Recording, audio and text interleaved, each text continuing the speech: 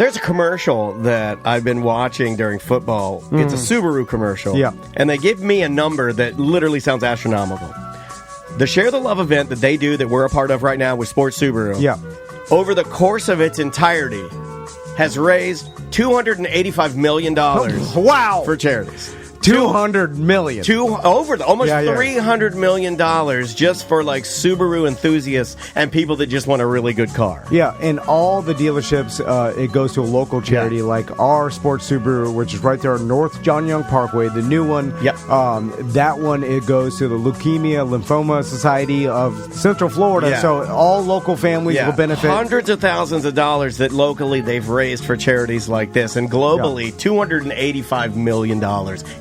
I mean, that is awesome. So if you're purchasing a vehicle, if you're looking for a Subaru, maybe for Christmas, then you know that some money is going to a local charity as well with Subaru Share the Love. Yep. So talk to Mike Stacks. He'll hook you up. He'll take care of you. There's a form at TomandDan.com. If you click that and you fill it out, it goes to Mike Stacks. You might want a Subaru. He can help you. If you want a Chevy, on that side of the coin, we got J.C. Harrelson. He's amazing. Both guys will get the ball rolling for you, kind of jumps you to the front of the line. Yeah, and that's Don Mealy Chevrolet in Claremont. And if you do buy a vehicle, just let us know you bought one. I mean, they usually text me and say, hey, I got another BDM, I bought a vehicle.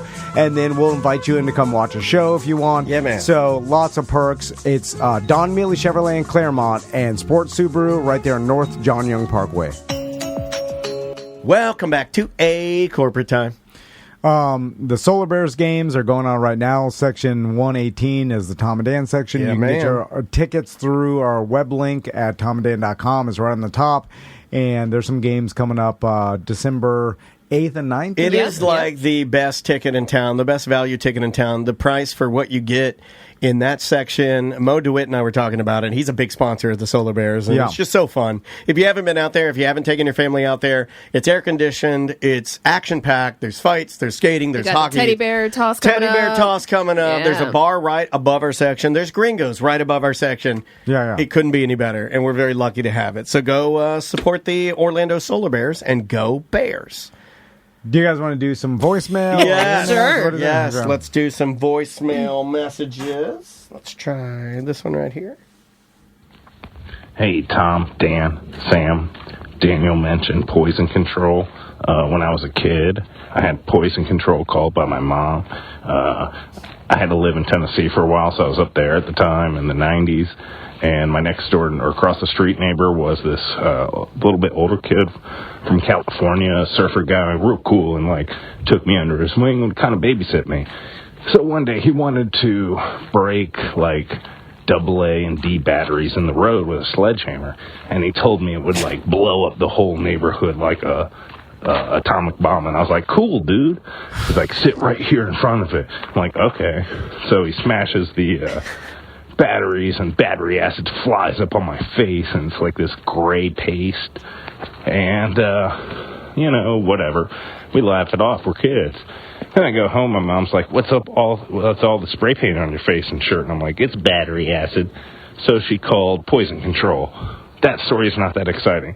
What's kind of exciting about the story, and Sam may be interested in this, the kid was Eric Volz, V-O-L-Z, and he later got tried and convicted in Nicaragua for 30 years for the rape and murder of his ex-girlfriend or girlfriend, but he was quickly found that wasn't the case and became a free man and stuff. And I used to hang out with this kid. Okay, thanks. Bye-bye. There you go. Wow, look at that. What a good voicemail. I mean, the maths that the man busted out battery acid all over your face as a kid. I mean, that's a sociopath. Yeah, I knew you'd say that's a good one. That's his voicemail of the week. That was like voicemail of the week quality. I mean, all kids do dumb stuff, and they have no idea. What's the dumbest thing? Do you remember messing with battery acid or batteries or anything? We used to throw them into fires. Remember, I told you I lit my Meemaw's brush on fire. No, I don't remember. The brush near her house. Remember then I don't remember this. My uncle just screaming, took off running with the hose, and then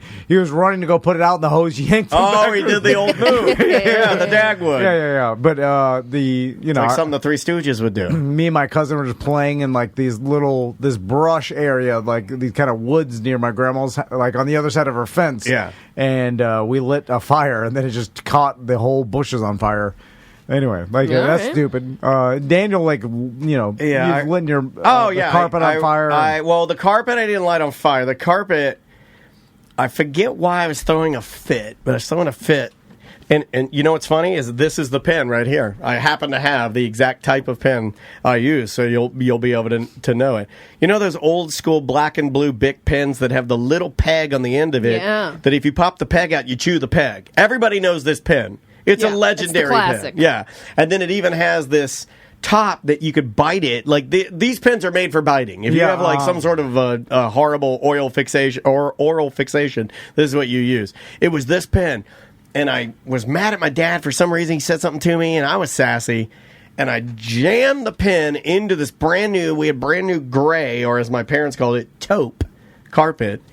And when I jammed this pen in there, the little roller ball, pushed back into it, and then all the ink instantly just drained out of the pen into the carpet.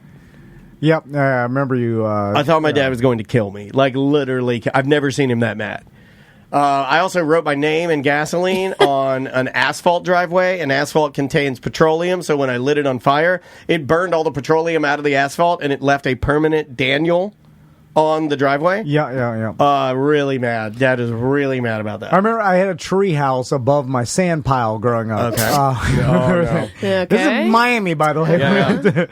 Got a sand pile. And Gringo a in Miami with a sand pile. Was it a DIY treehouse? Oh, yeah. Oh, yeah. I bet me and my buddy Joe, Porno Joe, built it.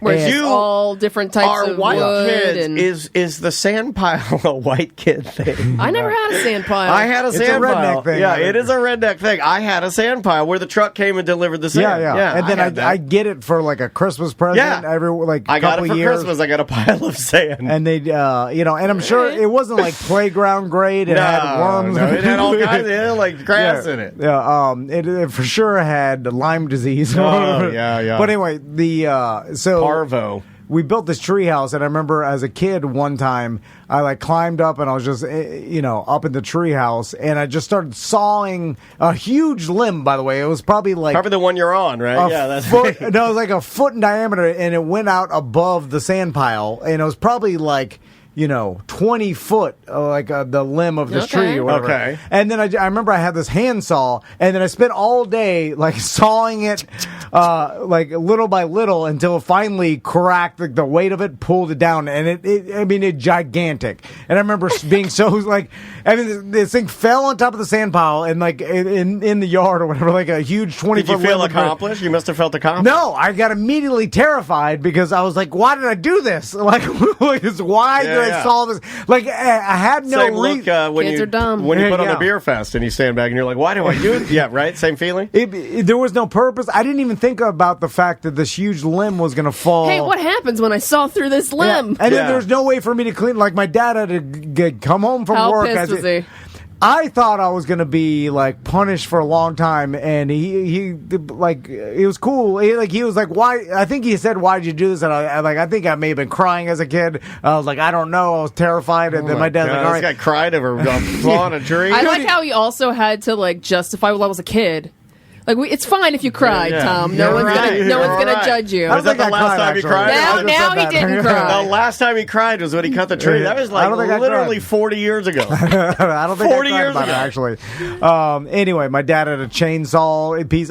He had to spend the rest of the whole night and the next day. You ruined his weekend. After this chainsawing pieces of it and then taking it out. All he wanted to do is smoke a joint and read a Playboy magazine, and you're out. This guy's out here chopping trees down. Oh my God. Your poor dad. But it's I think, what is that? Where kids don't think about what the ramifications of what's going to happen. You just start doing something. I stuck a rock in my nose one time, and they almost had to take me to the emergency room. My brother did that. I put all the food coloring we had in the pool and turned it black. Is that something you should do? No, it's not something you should do. My dad was livid. Kids Absolutely are live dodos. it. Yeah, kids are dumb. But then there's some like geniuses who are just Very rare. They're though. playing piano. Like, Yeah, oh yeah. my god! Like the kid, he's playing guitar Flavor like Flav. he's playing not- guitar like Stevie Ray Vaughan. He's like 3 years Yeah, old. yeah, yeah. Got Like a it- rock up his nose. This kid's not going to saw down a tree. Anyway. Let's try this one right here.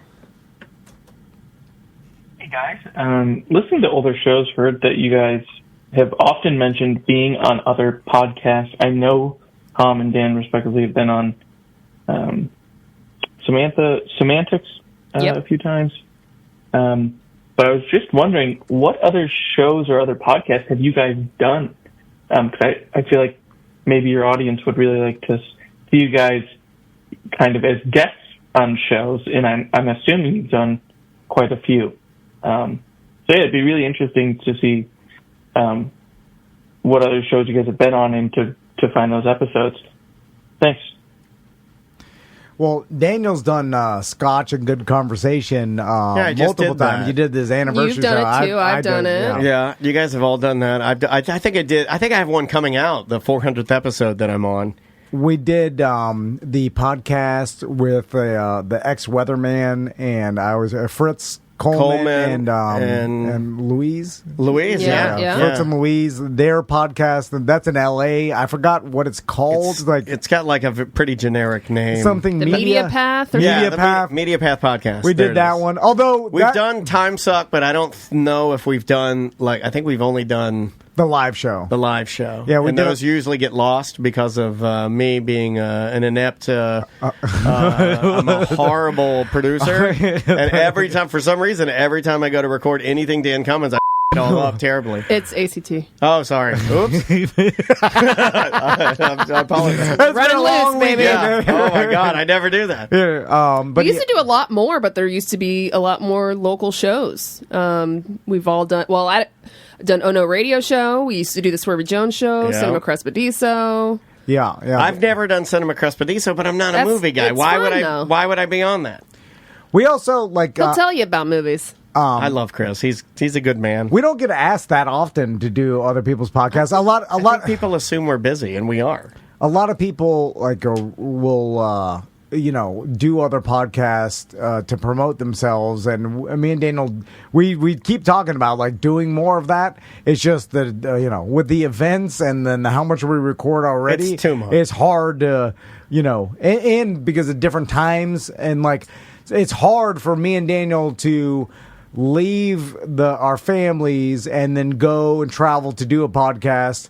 And you know what I'm saying? It's just one of those things that we and then doing them over Zoom would be easy for us to do, but they're less good of an interview. Yeah, I don't think it's good. Over Zoom, even with Media Path, that's kind of more of a, I think of when you say podcast, I think of just sitting down having a conversation. I don't, and we do other shows that are more radio produced, and then it's segments. Yeah. And then when you're doing a segment show, you never really get deep into a conversation. We've all done Ross's show, right? Yes, Yes, yeah. we've all done Ross's show. The Orlando Talk Show. with I Ross know McCoy. that. I did on the phone though. I feel like Oh wow! Still a lot of hatred there, right? No, I think it was supposed to be on the phone. He asked me will you do a I photo? showed up. Oh, man, he made I me was in lunch. person. Motherfucker made me a hamburger. I He did think. it again. It's ACT. Oh my God! Oh my God. I did it again. We gotta end. We gotta get out of here. I'm losing my mind. What if today's the day? What if today's the day I go super crazy? 1 at 9 and 1 at 11. Oh my God, I'm so sorry. That's all right. Oh my God, I'm out of it though. I'm floating. No, I know you're floating. I've achieved pure nirvana. All right. We still got 6 more minutes to cover. No, I'm good. I'm good. You want me to I do got an it. email? I got Yeah, do let's an do an email. Take it out of my hands. Let's just play Arnold's book. Will we get sued? Yeah, Yeah, you will. you're not gonna sue us. You will. You will get sued. He'll tell us to get to work. Yeah, get the work. It says, my sister teaches field sobriety. Hey, Dan, if you choose to read this on the podcast, can you leave out the specifics? But what? Alright. Whoa, you didn't give me which. Tell me. Yeah. Be specific. Yeah, leave out the names. Yeah, leave out joke's on you. the whole story. What? Yeah. Oh, there's You a can't- lot of details in here, Yeah, sir. I mean, specifics are subjective. His sister is a lead investigator at a homicide department. She also is the DUI trainer. and a drug. I'm the DUI trainer. I can tell anybody how to Jake and jive. A drug recognition expert, which basically means she gets called if someone is obviously impaired but not drunk. Necessarily, she can pinpoint what drug the person is impaired on. She can't tell on me. She can't tell on me. The reason for my email is when they do the training, they need people to test on. Nobody knows what I'm on at any time. You show up at the police department, you drink a certain amount of alcohol in a time frame, and then they do the test. And I'm always on something. If that's something you or the show would be interested in, I just have to make sure she clears it with her boss. If it's something you would like to record get her in doing. here. I'm going to reach out to this guy. Of course it is. Yeah, they'll never be able to tell. They'll She'd never be able probably to do tell. an interview as long as the specifics were cut out for a weird job. Just thought it might be something you would be interested in. Yeah, no, let's 100% do that. Because it's hard for me to believe that you could pinpoint what drug someone's on. Like, I understand there's certain tells. This like is divining rods. If you're on speed or coke, like I've seen people that are coked out, they're grinding their teeth, and they're like, Their pupils are huge. and like sniffing a lot. But ecstasy kind of, ekes into there. It's like if your pupil. I thought he was trying to seduce you at the end. I thought Dizzle was on ecstasy today. But if you are blowing up an ecstasy, it's kind of like coke to me, though. It's like if someone's on really blowing up an ecstasy or on coke, that would be hard to determine which one they're on. I get an adrenaline spike even when I smoke weed. So first beer to me, tooting first toot is very similar. And also, if you're on heroin and you're falling asleep in your Subway sub, or if you're on, why is it always a Subway sub? I don't know. It's that lady, that viral video. Oh, that video! I've seen it a million times. And then, or if you're on a bunch of downers, like Xanax or barbiturates. You know what? You're a that's downer. Kind of similar. You're a bunch of downers. How do you tell the difference between barbiturates and pain pills? That's kind of similar. And then if you're high, well, we'll have to ask her. Yeah, she'll tell us all the secrets.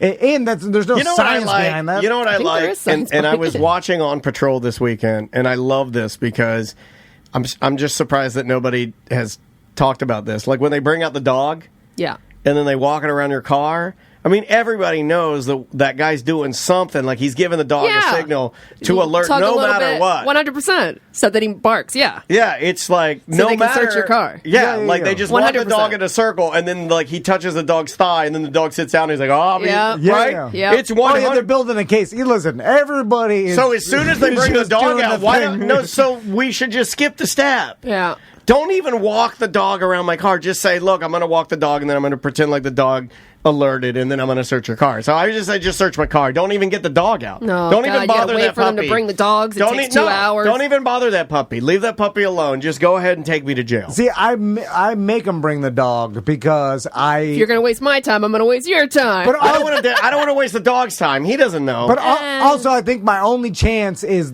probably the dog's busy or the guy's not. You know what I'm saying? Dog's busy. Well, get to work. They don't have that many drug dogs. Canines. No, and they're not all on duty at all times, and people are lazy like everybody else. So it's like this guy's on the other side of town, and he's like, I'm requesting a dog, and he's like, the guy's, they're on their lunch break. Yeah, he's like, all right, just get out of here. I just got the Pink Floyds. You can get out of a lot of stuff just by being lucky. Someone remember that time? Oh, the boat cop. The guy drove by, and he's like, Dude, we would have been so in trouble. We had gun, marijuana, we had everything on top of the boat. Like we're two Miami pirates. We had guns and marijuana on his boat. No, let's talk about and why. We were drunk. I thought I was going to the middle of nowhere, so I don't even know why I brought my rusty revolver. Yeah, and I don't think I even had bullets. And then this was early in our relationship. I was trying to get our wives and out a little bit. So I brought marijuana. Yeah, you do got to cut that out. I brought marijuana. I was trying to get him to, scissor grind. And I brought the marijuana. Didn't work because you and I smoked it. Then we listened to Sublime the whole night. We were seducing each other. Oh my god! Yeah, we just sat in lawn chairs listening to Sublime the whole time. Where this is going to get us in trouble? I don't know, man. Halloween, we got lucky. No, don't talk about that. We got lucky. Don't it's talk a about boat cop all over again. Yeah. I did ask if I asked the radio guys if the FCC still existed, and they were like, we don't know. That's a true story. Taco Bob said he don't know. Yeah, he's so like, I tell believe us him. about the FCC. Bob's like, I don't even know. Daniel, I don't even know if there's such a thing as the FCC anymore, man. He said he has to take the tests every once in a while. For that. They're like, hey, Johnny's in the hallway and he's making copies. He sees Erica, the copy machine. She's got a really apple ass. Does he grab it? No, dude. That's what he said. Wow. That's the test. Grabbing an apple ass? Yeah, grabbing an apple ass. That's straight from Bob. He said that's the test. I love those guys. Pat and Lynch, or Pat Lynch and Pat and Lynch. I'm drunk. I'm still drunk. Pat Lynch and Taco Bob are two of my favorites. They're great. I used to think Patton Oswald was a morning show. Pat and Oswald. I guess I'm Oswald. I thought that for years. They're like, Patton Oswald is coming. I'm like, the morning show. You're stupid. It sounds like a morning show. Sam just goes, Sam became an old black grandma dude. She goes, you stupid baby. She became Dusty Rhodes. You stupid baby.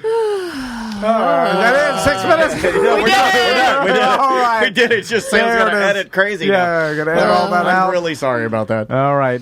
Twitch, thanks. I don't know what Thanks you for did. nothing. Yeah, thanks We for still got to nothing. do an OG show. Let's, Yeah. Okay. Yeah. We can't just roll into it. I'll just roll. All curse words. He's like, just roll into it. We'll just make the edit. We'll do and by the way, we talked about all the stories from the events on the BDM show. Yeah, so sign up at tomandan.com/registration to everybody we saw at the Bad at Business Beer Fest and to Sofas and Suds. We love you guys. To the city of Sanford, we love you guys. Hey, thanks so much for continuing to be such a wonderful place for us to bring our listeners and have a great party. you just reminded me of a gripe that I'm going to say on the OG recap. Tune in, guys. I was trying to do the tiny little bow on it. Thank you. What's about people telling me they're going to how big of a fan they are? Then they're like, I'm not a BDM though. Well, just like That happened multiple times. which yes. I don't care. I do care. Why even say it? I do care. Why even? I also mention like it? when they spend a ton of money at the merch booth, but then I'm like, you can't sign up for $1.95? No, they don't like it. But why even mention it? I don't Because like I'd being have told no. what to do It's not either. like They I'm, just start like word vomiting because they feel guilty about it. Yeah, you feel guilty. Yeah. That's on you, and that means that Pay you should be $1.95. Yeah, one lady I met this weekend, she goes, you're Tom and you're Dan? I go, yeah. She goes, you're so old. Oh, wow. Oh, I did hear people call Daniel short a bunch of times, which always he loves that. Oh. I got picked up a bunch of times. Like I got a cabbage picked up by patch. Ron. Yeah, I got picked up at like a Cabbage Patch doll. Yeah, People but want me to people take are like, pictures. You are short. Yeah. They're like, People's wives were doing dances that they were taller than me. Like this one lady was doing a dance and she's like, and then he's like, hey man, I saw you yesterday driving home. My wife, all she talked about, she'd never met somebody she's taller than. You made her night being shorter than her. I'm like, okay. She's got an apple ass. I guess. There's no other physical thing that anybody would bring up. Yeah, they're all besides cool with it. They say it right to my face. Any other People bring up my height, but the opposite. They say it wow, right you're to my really face. tall. And we're talking. But that's They people- also mention my tees sometimes. Yeah, I blame you guys for that. Yeah, you should. That is our fault. I mention your tees all the time. All right. All right. Bye-bye. Well, I don't really have that much more sports. You right. want over nerd stuff? Let's get a nerd, yeah. Okay, I went and saw the Trolls movie this weekend, which if you have kids and you have adults that are from the 90s, you'll love the movie. I'm just giving you that right now. I These felt Trolls bad. band together. I felt really bad because Trolls Band Together, I saw the red carpet walk, and it was like all of the voice actors, and then it was like the three members of NSYNC standing behind the voice actors, and I'm like, well, why the hell are they there? Their voices and they in were it? standing back, and they were standing like uncomfortable. Like Chris Kirkpatrick looks like I would look if I had been asked to stand on the red carpet for Trolls. Yeah. World Domination or whatever this thing's called. Like We're band together. Yeah. Are they singing in it? Spoilers. have a song They have a on- small part in the movie. Yeah. Okay. Yeah. All right. Yeah. All right. Well, at least they're, they have a part of the movie. They're part of it, but it's But a really still- small part. Yeah, but still, you made them come to the premiere as voice Yeah. Well, actors. because everybody made a big deal about NSYNC Them coming getting back together. Yeah, but And it's that's a all hoodwink. Yeah, that's all it was for. Was for this it's a dumb hood. movie. You're scamming me. Yeah. You're scamming me. So I've seen how many Trolls movies There's are two, there? and there's a Christmas special. Yeah, I my kids love it, so that's why I've seen all of them. Seen one of them, and You always said I look like a Bergen. Yeah, McLovin does the voice of the one main Bergen. It did give me a horrible thing to teach my sons because when we're out and about, I'll lean over and be like, "That's a Bergen over there," and then, because there are some humans that do look like Bergen. Yeah, They like do. Bruce Valanche. And it's Bruce Valanche is a Bergen, like a real Bergen. Yeah, it's unfortunate. Are they called Bergens? Did I get that right? That's My memory's the back. Bergens eat the trolls in the first movie. Yeah. Like I'm gonna go. and with that's the only way they can feel joy. I'm gonna go with a hot take. You know the girl Bergen that they dress up, the one do that the plays makeup. Zoe Deschanel. Yeah, they do the makeup on. Ugly. That is an ugly Bergen. And she desperately needs to see a dentist. That's the one that bothers me the most. Now about Zoe him. Deschanel. Oh, she's amazing. all day long. All day long. And if you're But not that Bergen. if you're a human Bergen, you know it too. You know you're a Bergen. Yeah. Because you've seen Trolls, and then you're like, wait a minute, what? And then it dawns on you, you're like, I have a body type. Bergen quality. I am Bergen adjacent. So instead of unfortunates, you call them Bergens. I am Billy Bergen. Yeah, I'm the Bergen King. Anyway, yeah. But definitely go see it. Amy Schumer does one of the voices as the evil. Like, I'm out. Yeah, well, she's Why? the one she's the bad guy. She's the bad lady in it. I just like A lot of bad press lately about her stances. Well, her and Justin Timberlake. That's the other thing. Am I What's supposed to go her see stance? that True, with that? I guess Amy Schumer and Justin. Yeah. Hold on a Timberlake. second. Am I supposed to see that? Amy Schumer is a Bergen. No. Yes, she's a Bergen. She is Bergen adjacent. It's like if she drank from the wrong grail and it turned you into a Bergen, and then you gave her 3 Mississippis and then stopped it. a non-fully formed Bergen. Bergen Light. A She's Bergen Light. beginning of the Bergen. Beginning to look A a lot Bergen. like Bergen. Is Anna Kendrick problematic? Because she's the only one that's not I just heard problematic she's in that kind movie. of a bitch, but Yeah, that's fine. In Amy Schumer's last special, she talked about she has a hunchback. You watched her special? Checks out. Bergen. What's wrong with her? I don't know anything. Don't there's talk nothing- about There's it. nothing wrong. Whatever. I don't. Hey, what? What? Hold on, tell me what. I'm just saying. No, I'm just saying. I don't usually watch her special. Did she say something about the Jews? Yeah. Yes. She did. How did I guess she's Jewish? She's Jewish. Yeah, she is Jewish. But did she say like some Kanye West thing? What did she say? No. I don't even know I don't even know what we're talking about. Oh, okay. She said some things about anti-Palestine and Hamas and all that stuff. Yeah. The flow like a river things. Yeah, people love that. Back to being a big dumb American. I don't even understand. I don't even we tried to understand. be bad. If you admit you're a big dumb American, you're a Bergen. Oh, big old Bergen. When someone did say says his something, name's Billy Bergen. they said something about Palestine. I'm like, oh. And then I'm like, What does it mean? in my mind, I'm like, is that good or bad? Like, I don't know anything. I don't know what. They support Palestine. Oh, wow. I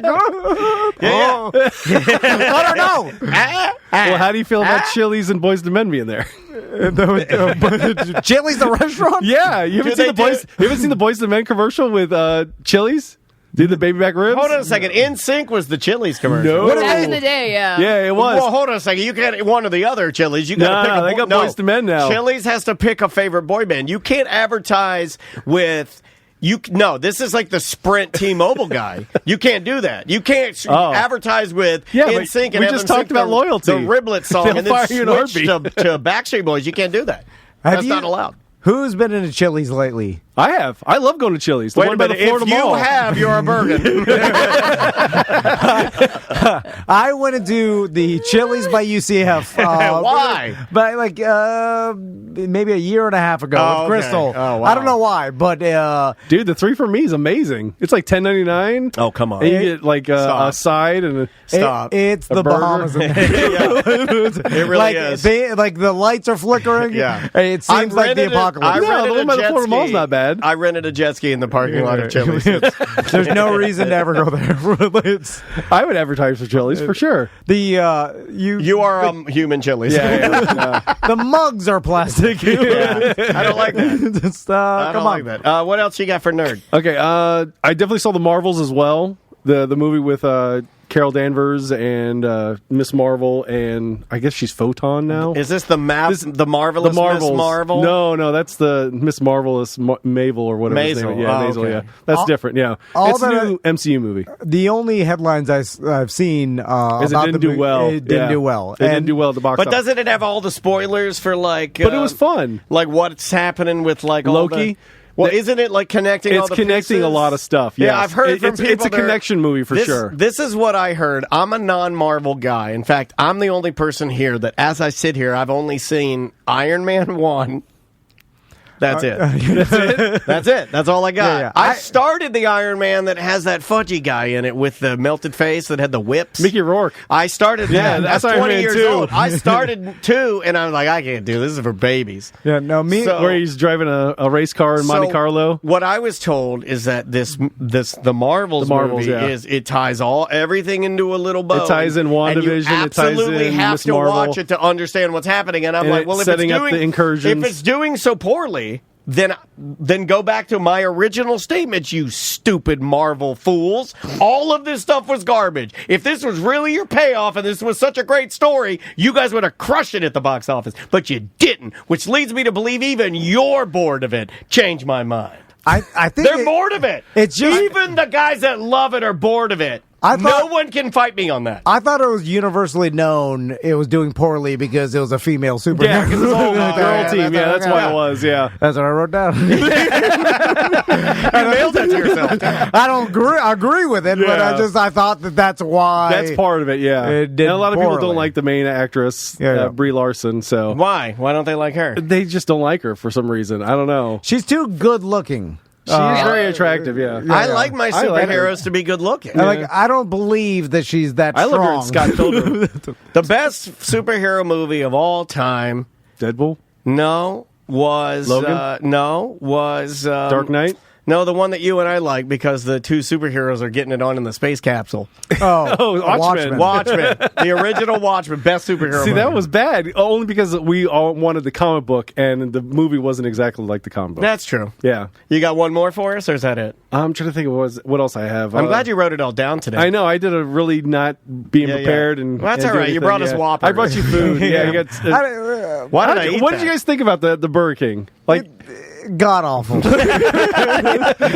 really mad. I'm like eating. I'm mad. you guys complained about chicken sticking up fries. the I ate a place. Whopper. Cold It was chicken No, you fries. gotta heat them up. You Yeah, gotta heat 'em up. she hit him up. I They were- heated 'em My up. Whopper Yeah. was hot. But- My Whopper was hot, but I only ate the Whopper. But man, I can feel it. It's right on the cusp. I can feel it ready to go. Eating this garbage. I'm like, I don't want to. I think it was an instant Bergen scenario. Yeah. Oh, I'm As soon about as you eat it. I ate a hamburger. You guys were talking about Burger King the other week. I was like, I'm going to bring you guys some Burger King. Yeah, and bring it in. stunk the whole studio. The whole I studio. ruined Kenny's segment by sticking had- out Were we studio. saying how much we hated it? Because I think we were. That's why it made me laugh. And you still ate it. So I was too lazy to walk and get my salad. I was just like, I'll eat this garbage. You did say that. Yeah. I was happy to eat the Whopper, but I didn't know it was gonna like. It I'm sits with ready. you. Like Yeah. I need for You us to didn't end- know a Whopper was going to give you diarrhea? I didn't know that. That's on you. I need to end the day. Like I'm now. looking forward to your got next a whole interview. other You got an interview. interview after this. I know. So I know we talked about this already. Not to go back to sports, but Okay. they're doing the first ever Black Friday. Yeah, the game, NFL the Dolphins game. versus the Jets and at 1:30. I'm looking forward to that. It starts at 3 p.m. Eastern. I guess the coverage starts at 1:30. And but I'm like, why did they make it like the stereotypical NFL night game? You know, it's like, why start it at 3? Only because you think that more of an audience would watch it at night because there are still people that work on Friday. You know what I'm saying? Not all of America is off. Maybe they're banking on more people being off to buy those tickets, but it's never about the ticket sales. Don't matter. It's never about ticket viewers. It's always TV, about TV viewers, right? So they think you're done with your shopping by that point, is what they're hoping. Yeah, but why? But okay, so my thing is like, all right, Monday Night Football starts at 8:30 Eastern, right? Sunday Night Football is 8:30 Eastern, right? It's like, and Thursday night games start at 8:30 or whatever. Yeah, and it's like, why not make the Monday night or the first ever Black Friday game? Because like everybody's kind of used to the night games, and it's the standalone game, and other like Monday and Thursday standalone, they always do it. It's the simplest answer, Tom. Friday night. Time zones? Money. Yeah. So Amazon is incorporating Black Friday deals during the broadcast. There you go. So they will have QR codes during the NFL game to spur more purchases throughout the day of Black Friday. So they'll unveil certain deals that you can only get with the QR code from the game. Okay, that's pretty smart. Yeah. Also, another thing I'm thinking of, too, is about the night game is that Friday night, traditionally, people, no matter what, go out on Friday night. So I would guess no matter what, Friday night viewership is down because most people go out on Friday night. Yeah, so they want to do it before the... before you're that's what I'm thinking. So they're trying to find that sweet spot. They overthought this. They actually thought it, because think about it. In West Coast, it's going to be a noon game almost, because it's 3 hours behind. Right. Yeah, but that tells me there'd be less people watching it, though. I don't think so. I think most people are usually done shopping by either noon or 3. Is usually for the Black early Friday. people, but unfortunately for the NFL, Black Friday is like less than it's ever been. Like, it's not even a big thing anymore. And it's Amazon, so Amazon only cares if you shop online. If you're shopping, yeah. So it's like, and the more viewers, the better advertising for Amazon. Therefore, it seems to me doing a night game will get you the most amount of viewers. Why they do Monday night game, Thursday night game, do a Friday night game. Yeah, see, there's like counter arguments to what you're saying because, like SJ says, everyone's up early that day if you are shopping, so you'll get more viewers on the West Coast because of that, because those people are already up, ready to go, or ending their shopping or beginning their shopping, so they might be up watching. I don't know. I know I'm doing it. Yeah, you're doing it. We already gave you an answer, and you don't like your it, answer. and you keep going. The thing I don't understand with you when you argue is that other people will give, and then we'll give you an answer. So rather than you giving us more fuel for your argument, you just repeat your argument and go, I don't know. Yeah, so you give up. Sounds like a scam to me. What? No. What was he saying? Sounds like fraud to me. Sounds like fraud to me. But you're saying like more people watch it earlier. Yeah. But then why do they do late games traditionally then? Well, they're not on Friday night. Yeah, they're usually not on Friday night. It's on a weeknight. It's like a Thursday night game. It's on a school night. Because like all the Thanksgiving games are either the 1 o'clock and then there's a 4 o'clock and there's an 8 But what about o'clock. all the people working? Like, I know nobody's working on Thanksgiving. There are not it's more. not Thanksgiving, it's Friday. No, Yeah, but the there Friday aren't after. more. But those are the retail workers. Hold on. There's not more people working that day than aren't working that day. More people are not working. It's not more people working that day. No matter what, it's less people working that day because it's still a holiday for a lot of people. Yeah. They're also saying that some of the ads cost less because of the time that it is playing. That would make sense, since it's not too. like prime time. Yeah, you could pay less. Yeah. It all comes down to money, Tom. Thank you, Samantha. No, but okay.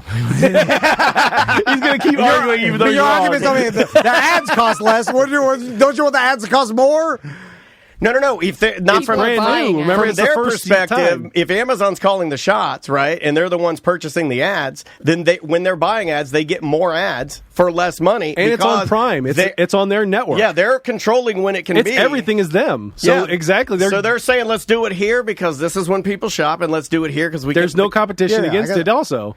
So everyone's coming to watch the game at that time. That's the reason I'm not why saying it's. I'm just saying the Jets are going to really struggle in this game because they looked bad last week. They're going to look bad against the Dolphins, even though they're at home. Well, they announced Boyle as a their quarterback starter instead of Zach Wilson. Boyle. which I put money on the Jets plus 10 because I don't like that. you don't. Do you want to make another bet? Oh, he's certainly did, man. Come on, he's certainly did. What's the bet? I'll do the curly. I'll get a perm today. Yeah. Have you ever seen the movie Seven? Yes. With Are you going to put my wife's head in the box? my God. I would like to see She's you not pregnant, so I don't sit have to worry down about and it. eat 20 Whoppers. You want to do I'm gluttony? going to push you over and start kicking your stomach. It's crazy today. Which I never understood. Is like, they're like, eat this spaghetti. Other ones are so creative in this. So you get the guy to eat spaghetti, and then at the end you just push him over and kick him. That's what I was. He ran. Spoiler alert. He ran out of The movie came out in 99. Wasn't one of them like a knife blade on a dildo? Like, right? Like, there was like all kinds of creativity. All the others were like, we're going to make this guy eat spaghetti, and then I'm going to push him, kick him. I'm sorry. That's 3 it. minutes We in. did it. We did it. 3 more minutes on why they're doing a football game on Black Friday. No, on Black Friday, just why not 3? Because it screws me up. Because like, See, that's what it all comes down to. you. That's what it all comes It's down not to. because. but are people happy? Why not? Yes, I'm happy that it's 3 o'clock because after I'm done shopping, I'm going to sit and watch the football game. But what about I think I figured- I'll wrap presents while I'm watching the football game. It's perfect. I think I figured out that all of your arguments are just why isn't this It's the way, affecting me. Why isn't this the way I wanted to? But would it be better at 6:30? No, why not? no. I think it's too late. Because 6:30? you've already been up early to go shopping. But do you watch Monday Night Football? Yeah. Do you watch Thursday Night Yeah. Football? Is that too late? It's a little late for me. I'd rather have it happen at like 6 or 7. Plus, everybody's exhausted after Yeah. their families on Thanksgiving, and We'll make it at 6 or 7.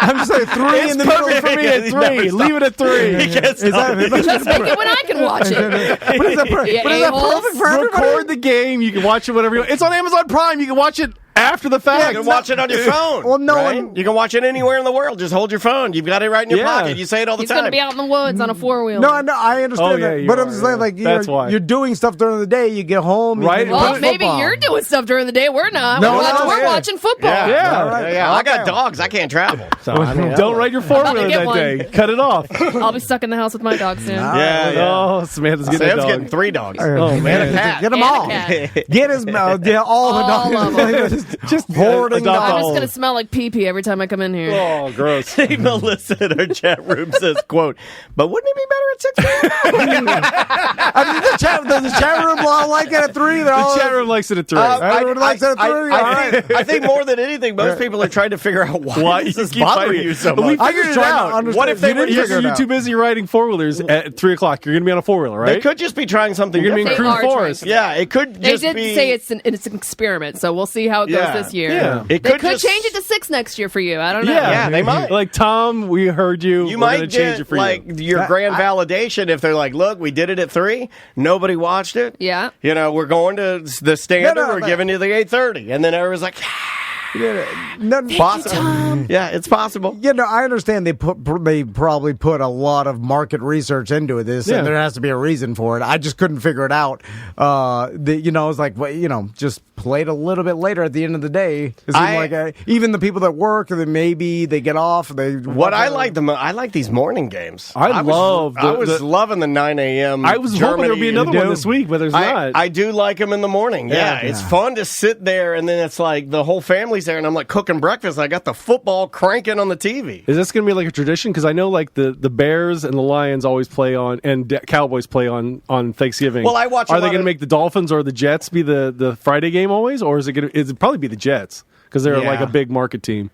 If it sticks, it Yeah. may not stick. I hate that they always have Dallas and the Lions Lions, yeah. play every Thanksgiving. Like, why not Switch it up. Tradition. No, I know, but just Switch it up. mix Yeah. some other teams in there. Or Why, have a And better make it at schedule. 6 p.m. the Thanksgiving It's better is for fine. me then. The Thanksgiving is, like I dislike it because I'm always busy during the day and I'm just standing. But I understand the Thanksgiving one. It's just like Black Friday. It's Is like, it a problem that you can't gamble while you're on your 4-wheeler? Is that no, what it is? no. It's I mean, you could. You could. I would love to see you gambling, making Kind of hard. parlays Kind on of your hard. 4-wheeler. Live betting. I was just of all like all the other standalone games are played at night. And so I just thought that one would be played at night. And I was like, it's weird that they decided 3 o'clock. It's some arbitrary, random time. They had reasons. They did research probably to figure out. I've always hated I agree with you on it's always Detroit. It's always I switch it up. Give us something. I like the tradition of it. I think. Yeah, but they shouldn't always. They're not going to sit in prime time because most of the time the Lions were bad for the last 30 years. No, don't. And at least they got one primetime game that everyone's watching. Everybody should have the opportunity to shine on Thanksgiving. No, I feel like. I disagree.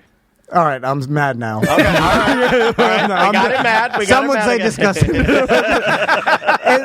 NFL, even for Thanksgiving, they follow the regular Sunday night schedule where 1 o'clock game, they have 4:30 game, then they have the night game, 8:30. Okay, right? Yeah. And they're doing that on Thanksgiving. There's a 9 a.m. game. Yeah. He doesn't like those. But the international ones, they're 9 a.m. Did you see his face when I brought up the international games? He grimaced. So then Not America. They're like, all right, we're doing our first ever Black Friday game. I'm like, all right. Then instead of picking 4:30 or 8:30, there's like, we'll do this one at 3.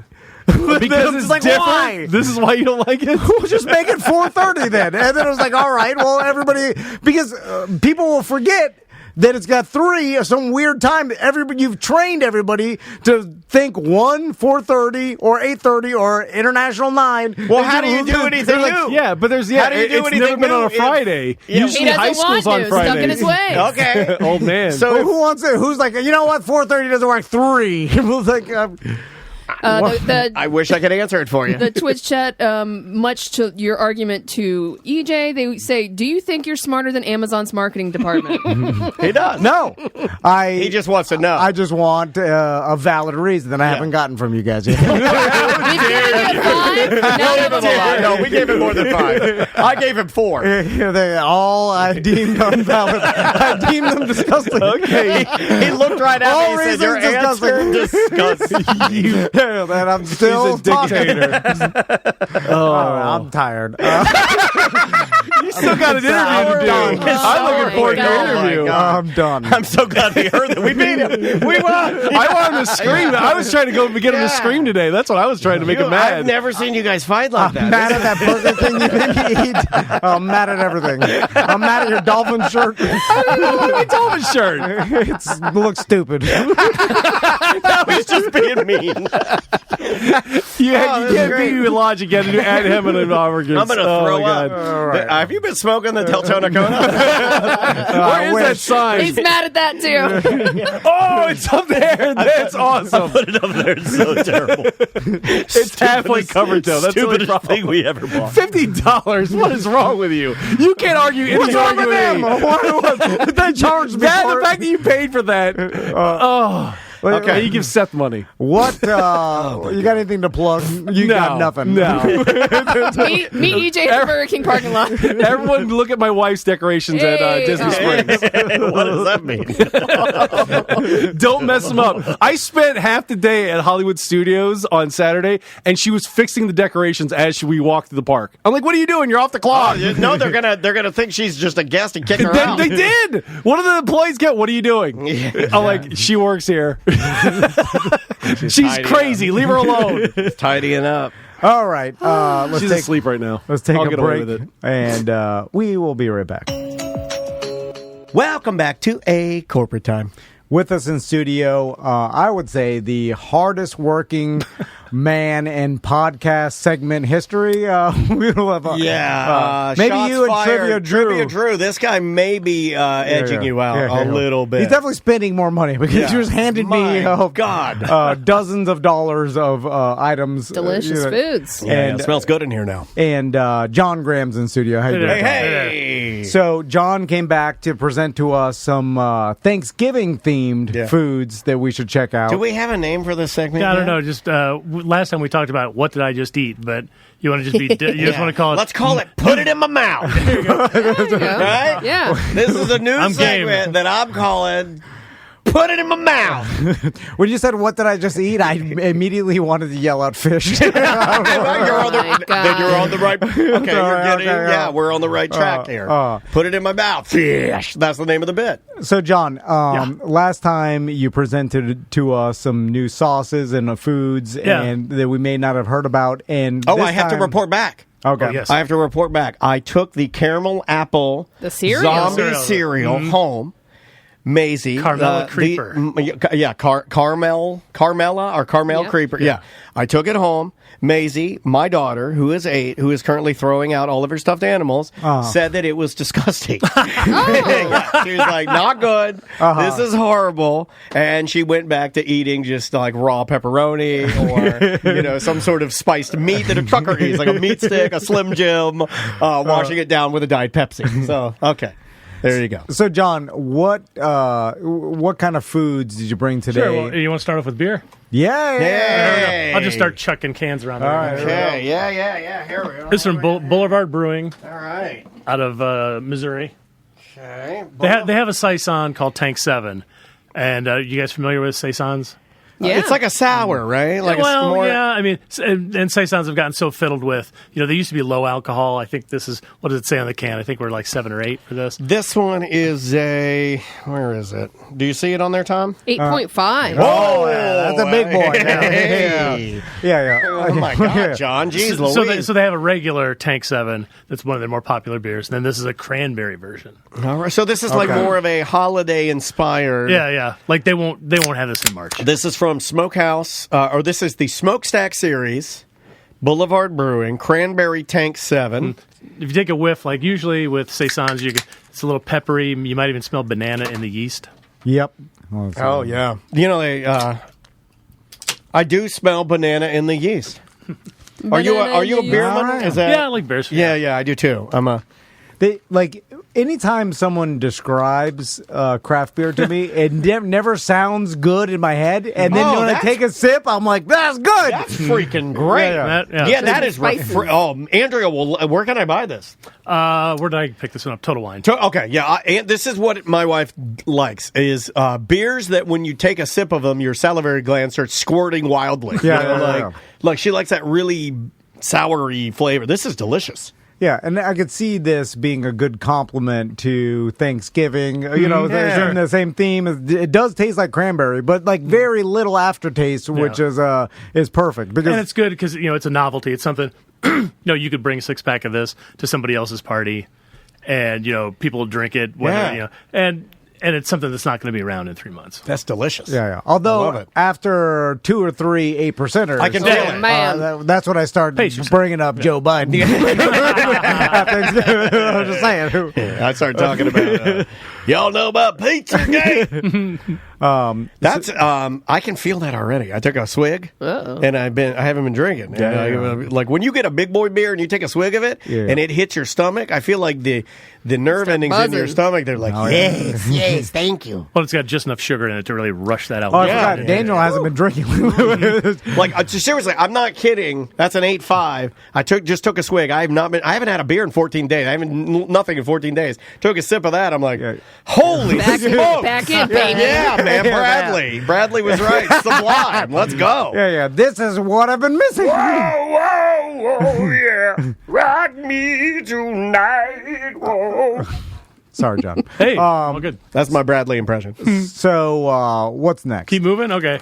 More Thanksgiving stuff. This is from Trader Joe's. It's Thanksgiving stuffing seasoned popcorn. Oh, that sounds good. They've had potato chips, but I believe this is the first year for popcorn. Okay, so Thanksgiving, I'm going to guess this is like herb dressing flavored. Mm-hmm. Anybody here a fan of dressing? Do you guys like dressing? Oh, yeah. That's one of my favorite side. It is one of my favorite sides of all time, but I do put gravy on it. No. Sometimes I do, sometimes I don't. I think as I've gotten older, when you get older, your mouth is drier. I feel like I've wet everything I put in my mouth. All right, so I open this up. By second day, you get the leftovers. It starts to dry out. Right. You hit it with the gravy. It's the stuffing is the quintessential Thanksgiving, I guess, food to me. Side item, yeah. Well, the whole thing, because when people talk about turkey and stuff, I'm like, well, you have turkey all year long. Like, you could have stuffing all year long. Yeah, but not real. Like, it doesn't seem like always there. Like stuffing is served all year long. What's that got, like thyme? Yeah, let's see. I wrote it down. It has 3 of the 4 from Simon and Garfunkel. It has parsley, sage, and thyme. Yeah, I can taste the thyme. Yeah, it definitely, and it's mild. They didn't overdo it. They did a nice job on that. Oh, yeah. Hand that over to Sam. So if you want to go nuts, they even recommend adding dried cranberries and candied pecans to it, kind of tossing it all together. No, it would all fall to the bottom. Good point. You know what I mean? That's true. Yeah, I maybe think add it afterwards. Maybe, I don't know, or put it on the side. It's pretty good. Like, I'm glad they didn't over-season that. I was worried that... I love herb dressing. Yeah, it's not very seasoned. If we're talking dressing, though, herb dressing, to me, is number 1. Mm-hmm. Number 2 would be a cornbread dressing. Oh, sure. And then number 3 was my mom's favorite dressing. I can't get into it, but a lot of people are into it. Oyster dressing. I knew you were going to say that. Yeah, oyster. Yeah. That's a southern thing. You do oyster dressing? No. I don't know what that is. It's like eating regular dressing with a booger snot in it. Oh. I was about to say, like, who... It's got a booger snot in it. Who's like... Thank you. This is why we're in business together. Tom and I both agree. Yeah. Herb dressing, traditionalist. Oyster dressing, booger snot. Because, like, who thought, like, you know what would make this better? Like, you already have, like, some oysters. Yeah, my mom would get canned oysters. Leave it alone. Yeah, and then like just get and then make this oyster dressing, and it made the whole house smell like rotten fish. And my dad would be like, "God damn it, Cal, you goddamn oyster dressing! It smells like a whorehouse in here."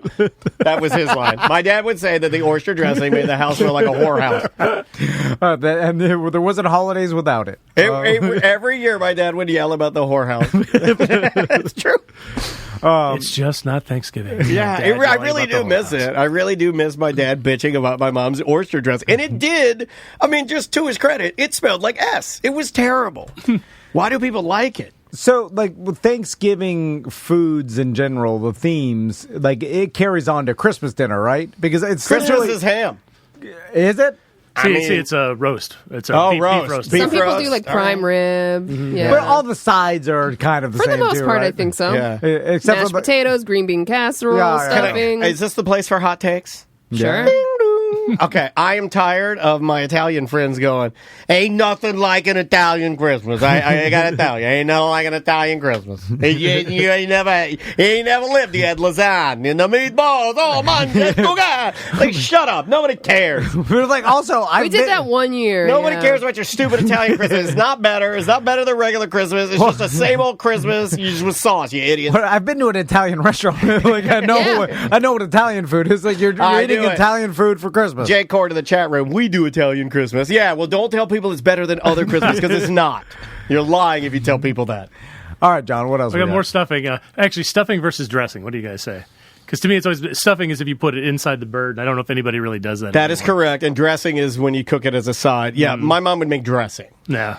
We never called it dressing, though, growing up. Yeah, we just always called it stuffing. But he is correct. Even though we didn't put it in the turkey. Yeah, if it doesn't go in the it has to go inside the cadaver. Yeah, but I don't understand, like, technically stuffing means it's stuffed. Full. Right. Yes. But dressing always just reminds me of salad dressing. Yeah, same. And it's like liquid. Okay, hold on. Like I never thought about that. Like, Yes. when you were saying dressing, That's white trash math. Yeah. I never thought about that. I'm like, I can't keep thinking about wet. liquid. Yeah, I appreciate exactly. you bringing that up. Yeah. I apologize. I did not know that. Yeah. So stuffing. Yeah, go on. Stinky old dressing. Wait a minute. Stuffing is what's inside a stuffed animal, though.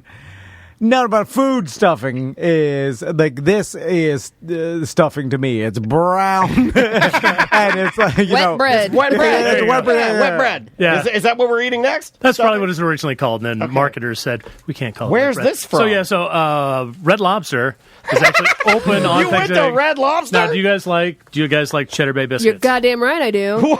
This is Cheddar Bay stuffing. They just This is going to be it's amazing. Brand new Wow. this year. Cheddar Bay stuffing. So they're Hold using on. obviously A buttery Cheddar Bay biscuit. Let's see, we have God. savory brioche, Cheddar Bay bacon, and mushroom. Oh, my God, John. Is this the best stuffing you've ever had? well, that's good. They got it as a side right now, or Holy you can smokes. actually order a takeout thing full of, let's see, Dude. bacon mac and cheese, Brussels sprouts, cheddar bay stuffing, mashed potatoes, and orzo rice. Like if you just want to not deal with the sides for Thanksgiving, Oh my God, that's they'll just great. sell I you might the whole have to thing. grab some of this. That is some it comes with, and I trashy believe stuffing. it comes with, if you order all 5, it comes with 2 dozen cheddar bay biscuits. What? Oh, yeah, Oh yeah. my God! If you I'll want throw that in for if you free. want to kill yourself, holy moly! I mean, that's some good stuffing. It's really good. Cheddar Bay biscuit stuffing. Never thought about that. Okay, that's like the single best thing you've ever brought us. Oh my God. Yeah, I have to step away from that because I'm really trying not to eat that kind of stuff. But Sure. I love. One of my favorite things to do is a big piece of stuffing and then drown it in gravy. There's, Oh, yeah. it must be impossible to make some sort of healthy or low calorie stuffing, right? It's impossible. Like, I don't what even would you want make it that. out of? Yeah. Every ingredient is high calorie, and it has to be. Yeah, it's all bread soaked in butter, Yeah. and then Yeah. you overly season it. Yeah. It would be impossible to make a low calorie stuffing taste good, right? I mean, like I agree with that, It's yeah. anti everything stuffing. Yeah. if it's low calorie. Anyway. They don't even make it. Yeah. And that, I feel like that's the thing about Thanksgiving is that it's the day that you're not, worried about portion sizes. Like just, Yeah. Why? eat crazy. Everything in moderation, including moderation. Sometimes you just have to go nuts. Yeah. Let's talk about is Red Lobster seems to be the only people I've ever heard of that are doing a stuffing for November, right? Like, is that a thing? Oh, you mean did you get there at the restaurant? Yeah, like I've never heard of a restaurant saying, like for November we'll roll out like a special side dish of stuffing. Well, Wawa does it. Okay. Good point. I think Boston Market does it too. Yeah, I guess they specialize in the Thanksgiving style dinners, and then Cheddar Bay biscuits, I think, are so popular. Yeah. They're like, let's make a stuffing out of this. Makes sense. Great idea. All right. What else? See, I got one that's not Thanksgiving, but I figured you guys would really enjoy Okay. it. All right. So, you know about freeze dried candy? That's become a big thing in the last year or so. I've seen we were in Sanford and we were walking by some farmers market. And Oh, yeah. then- I bet those are the same folks who sold me this. Yeah, they had a bunch of freeze dried candy, and then when I saw that, I was like, "Well, what does that mean?" Because it's not frozen. But it's like preserved. So they use nitrogen to change the molecular. Yeah, I don't even know if they use nitrogen. I think they Makeup? just literally just get it. They get it cold enough and it pulls all the moisture out. So, like, these are Skittles. Take a look here. They look like popcorn, basically. Yeah, because they open up or something, right? Like. Yeah, Starburst. All right, Starburst. Let's see. So, but it's you want more lemon than heads or cinnamon? what's the process? Lemon heads. Okay. Made in a cottage food operation that is not subject to Florida's food safety regulations. Yeah, look at that's that. one of the reasons why this is always going to be a regional thing, is because you can't really make a national business selling Starburst if you're not Starburst. right. Yeah. So what these people? So this one is actually they're out of St. Cloud. It's I'm going to guess is this how you say this. Hernales Farms in St. Cloud. They also have milk and eggs and stuff like that, but milk and eggs and then freeze-dried candy. That's their other side business. Weird. So what is it? I'll try one of these. It changes Starbursts. first. It changes the texture because it's real brittle, and then one of the interesting things is because it dissolves so fast, you get all the flavor all at once. So like a lemon head or something like that, instead of sucking on it and you kind of spread it out over 2 or 3 minutes, just boom, it all hits you at once. It like blew out of the paper of the Starburst song. What is the process of freeze drying? Like how it's more than just freezing it. Obviously, it gives you a good flavor, but it's not. it's dry. It's like it's like the same as like making jerky out of like candy. It's Right? kind of like that. Basically, you get it cold, and then you bring air through it, which pulls all the moisture out of it.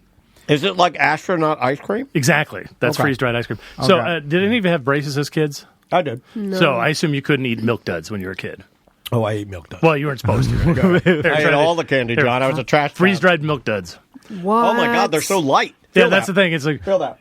that's Oh, one yeah, of there's the, nothing that's one of to the it. ways they kind of promote these is it's obviously it's candy. It's Is not it good supposed for to you. be healthier? Because, No. It's just the novelty of it. But one of the great things about these is like picture trying to how much easier it would be to eat freeze-dried Milk Duds with braces. Oh, they're so soft. Yeah. What happened to them? Like, What do you mean? They look like chicken McNuggets. yeah. They're good. They have the texture and feel of a pork rind. Yeah. Yeah. They'll get fluffy and They're good. crispy. Those are Oh, very good. now those out of all the candies. The fruit, the Starburst, not that great.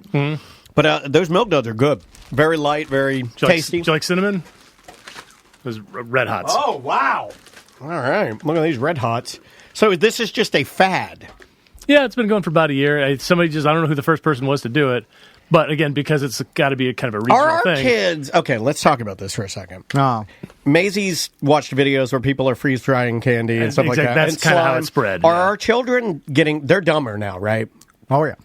Okay. No, smarter. I mean, smarter it's and all dumber. like freeze-dried candy, slime. I'm like, these are the things they're obsessed with, you know? Mm-hmm. It's weird because you would think with now you have unlimited information at your fingertips and you could know anything you want to, that we'd be smarter, but somehow that didn't happen.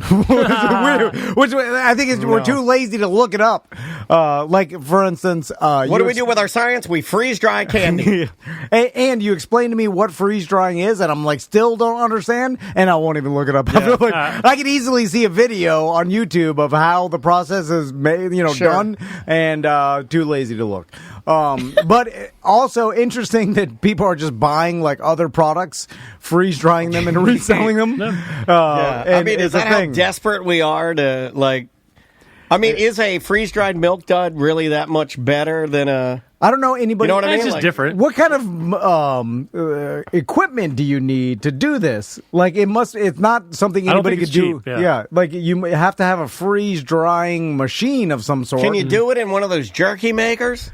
No, it's a different process. You're not jerking it. Or is it? You're not jerking it? No, I think you'd probably, Yeah, I mean, if you tried to dry out Skittles, they'd just still be Skittles. Yeah, it's not going to take every bit of moisture and turn them brittle. Freeze drying works by freezing the material, then reducing the pressure and adding heat to allow the frozen water in the material to change directly into a vapor. Yeah, there's an actual thing called a freeze dryer, and they're like almost $3,000. Okay, Let's buy one. Just start freeze drying There's some everything. Black Friday deals. That's what people on YouTube do. Have you guys seen the guys that do the hydraulic press, where they're just like they put anything in a hydraulic press, they smash it. They got more views than we got, and I'm out here like using my brain and telling you my ideas, and everybody's like, "You're an idiot. I want to watch this guy crush out a cigarette lighter." I'm like, "Okay, fine. I guess that's better. That's where we're at." But I never see any commercials added in or anything, so I'm like, how are they making money off this? Like, maybe they're not. They have millions of views, and then there's nothing. If they played a commercial, I wouldn't watch it anyway. I want to get the more smashing. All right, what do you got? One more here. I'm not doing this again. Last time you made me eat some. Last time I brought ice cream. Turd ice cream. Last I brought ice cream with chocolate covered crickets in it. This is different. This is from Baskin Robbins. Okay. This is Turkey Day Fixins ice cream. Oh, I'll tell you what's in it this weekend. Don't worry. There's no turkey in it. Turkey Day Fixins. I don't want no damn. It's sweet potato ice cream Oh, that and sounds autumn good. spice ice cream, and then they've got cornbread in it and a cranberry sauce. All right, so basically a lot of Thanksgiving ingredients. Yeah, but all dessert stuff. There's no. It's not like, remember Jones Soda used to make like green bean casserole soda and turkey soda, and those were all terrible, and they knew they were terrible. That's pretty good. No. Yeah, that's pretty Why darn did good. you use the metal spoon for the stuffing when he gave it for the ice cream? Where did you get a metal spoon? Have you had that in your pocket the He entire day? provided the plastic cutlery from Red Lobster. Well, I didn't know the whole process. He told us when he handed it to us. Whose metal spoon is that? Is that John's? Yeah, he brought metal spoons Well, for it's us. got for the one right ice there. cream. Oh, I used my own. Oh my god! I you used this two. one. Oh, good. I You had guys the are cross-contaminated. No, I used the plastic one, and I only did it. It's strong. It's How strong. about Tom's What face? flavor did you get? I like American vanilla. They know. What'd you get? The sweet potato? No, I don't know. No, it's really everything. it's the allspice. It's that very pumpkin spicy. Yeah, you know that spice that. Oh yeah, I can definitely smell it's Yeah. like pumpkin. eating a broom. Yeah, it does taste very cinnamon broomy. Yeah, just give me vanilla, sometimes chocolate. That's all I want. Neapolitan was my dad's favorite. If you really want to go, Strawberry. Get out I of can here. see people liking this though. he gave that to me and mom. Yeah, but that's why I'm your He dad. left the strawberry because it was gay. Yeah, I know. I was gonna yell that, but John's in the room and another thing. Yeah, I'm telling you, 2023. if he gets a bracelet, a gold bracelet, and gold chain, he will become my father. Oh my god, I'm cracking up. Okay, Yeah, so that was great. And where'd you get the ice cream from? Oh, that's Baskin Robbins. All right. Which around here is sometimes inside of Dunkin' Donuts. Yeah. Okay, I like that. I know that a lot of times when you go in there, there'll be out of donuts, and then you'll just look over, and there'll be a sad ice cream man in the morning sitting there alone because nobody wants ice cream in the morning. So, John, when you're gathering all this stuff, do you gather it little by little and keep it in your fridge, or do you gather it all yesterday? Like a mad rush? I'm curious. This Red Lobster is hot and fresh. That was delicious. That I literally picked up about 40 minutes ago. Yeah, it's awesome. But the ice cream is, you can stick that in your freezer. But just bits and pieces. Like I picked up the candy over the weekend. Gotcha. Well, I appreciate you taking the time to curate all this for us. And these are great. I'm glad you gave me the opportunity to try the freeze-dried candies, and now I can kind of see what the hubbub is about. Yeah. It's funny because I saw the stand of all the freeze-dried candies, and I screamed, "What is that?" And just kept walking. But I'm glad I got to try it. It's huge on YouTube. I see like the influencers. It'll be like, today we're trying out different types of freeze-dried candy. And I'm like, okay.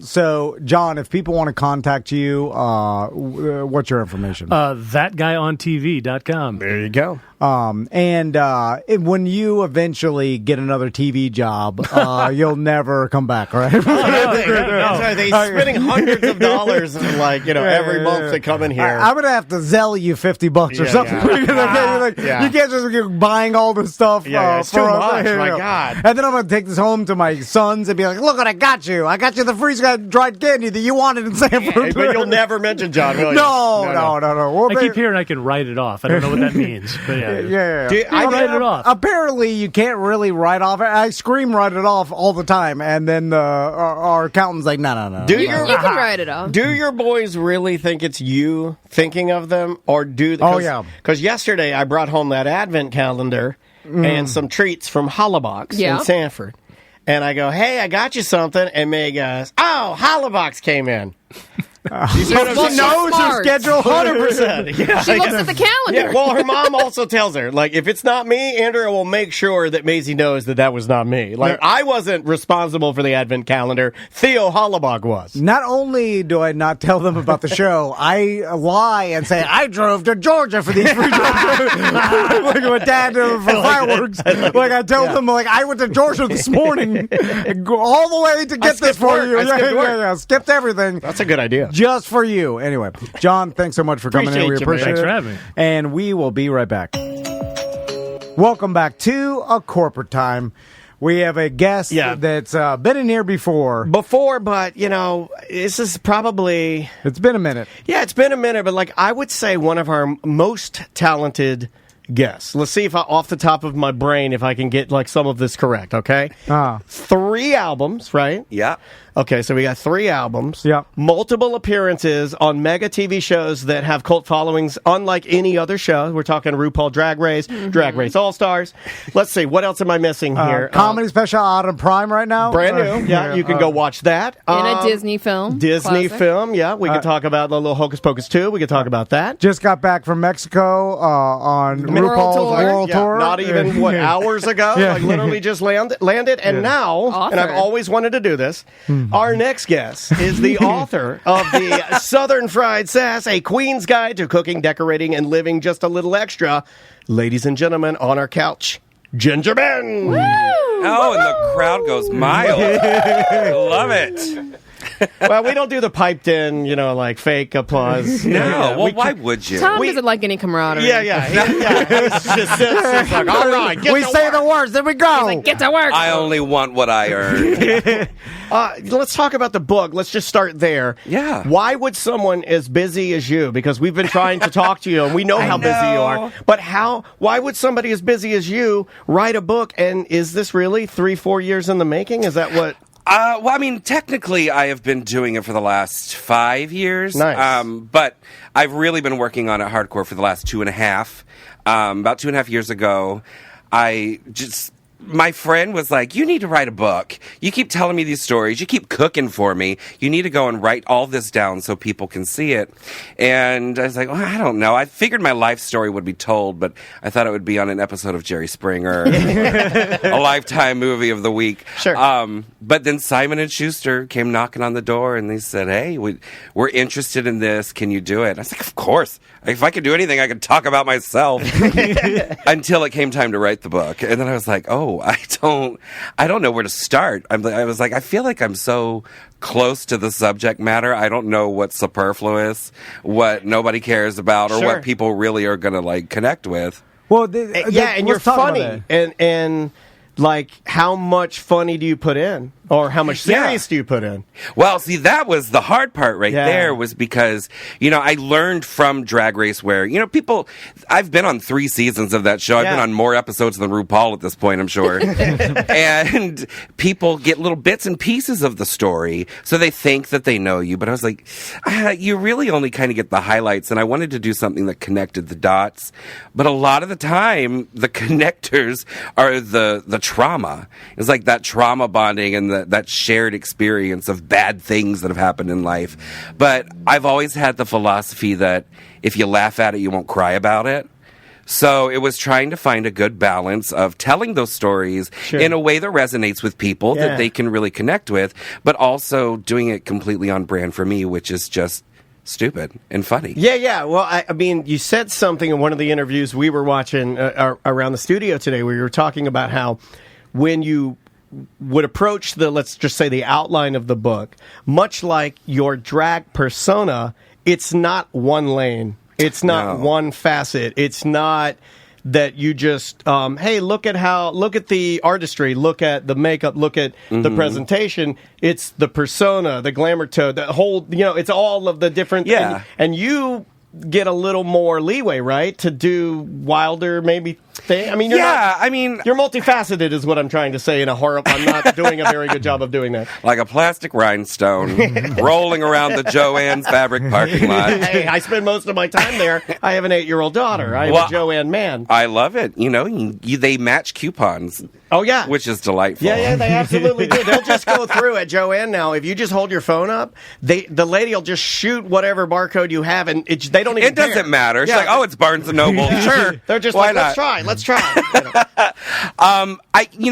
I think that sometimes to my detriment on RuPaul's Drag Race, I don't have like a neat little box that you could put me in. You can't say, oh, she definitely does this or she's that or blah, blah, blah, blah, blah.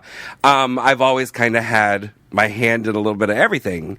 So while that didn't serve me on Drag Race, outside of it, it's really been great because I can do a comedy special, I can write a book, I can host a tour all across UK, Europe, Ireland, Mexico, all that, and I can come home and cook dinner.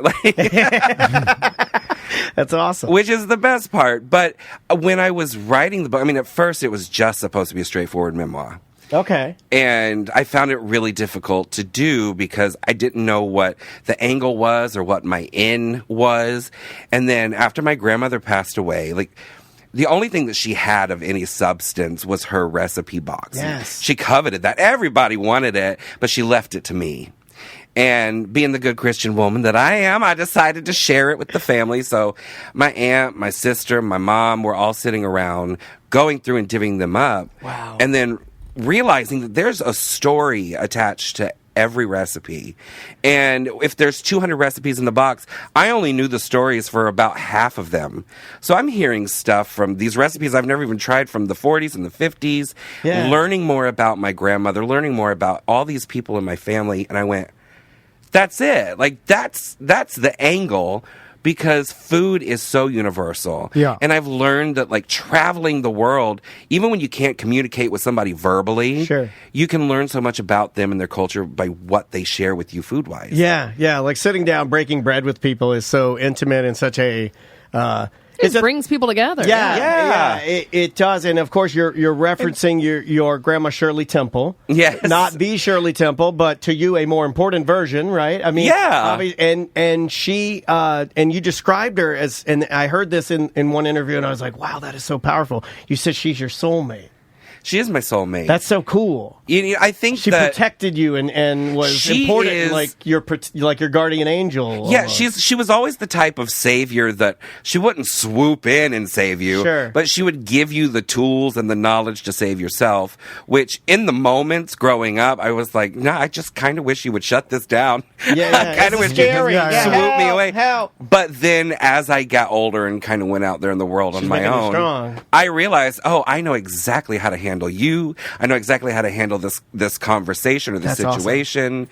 And writing this book, even though it's about my life, it's such a love letter to my grandmother and to Central Florida. I mean, even the traumatic things I have learned so much from that I feel like it's made me such an interesting person, if not a better one. Yeah, you know? I think that's so cool. When I heard the story about your grandma's recipes and having a story attached to them, I thought, was that something that a lot of people did? Was that like a thing that people attached stories to recipes, or is it just unique to your grandma? No, it's unique to any Southern woman. I was going to say, right now, I'll throw this out there. Right now, I am trying to find, my mom passed away about 4 years ago, and I am trying to find her key lime pie recipe. I, too, was left the little wooden box with 3 elephants etched on the front of it. I said, I still have it. It's falling apart. It's a little wooden box with all of her recipes, all handwritten, some from the 60s, 70s, 80s. I mean, it's crazy. Mm-hmm. But the key lime pie one's missing. I have brown sugar pie. I got all the other stuff that my dad liked, country-style steak. I got all that stuff in there. All from Virginia, all super Southern. Can't find key lime pie. And it's a specific type of key lime pie.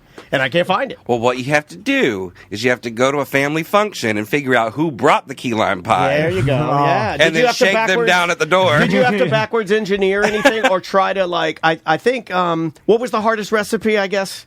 The hardest recipe wasn't even my grandmother's. Okay. It was my grandfather's barbecue sauce.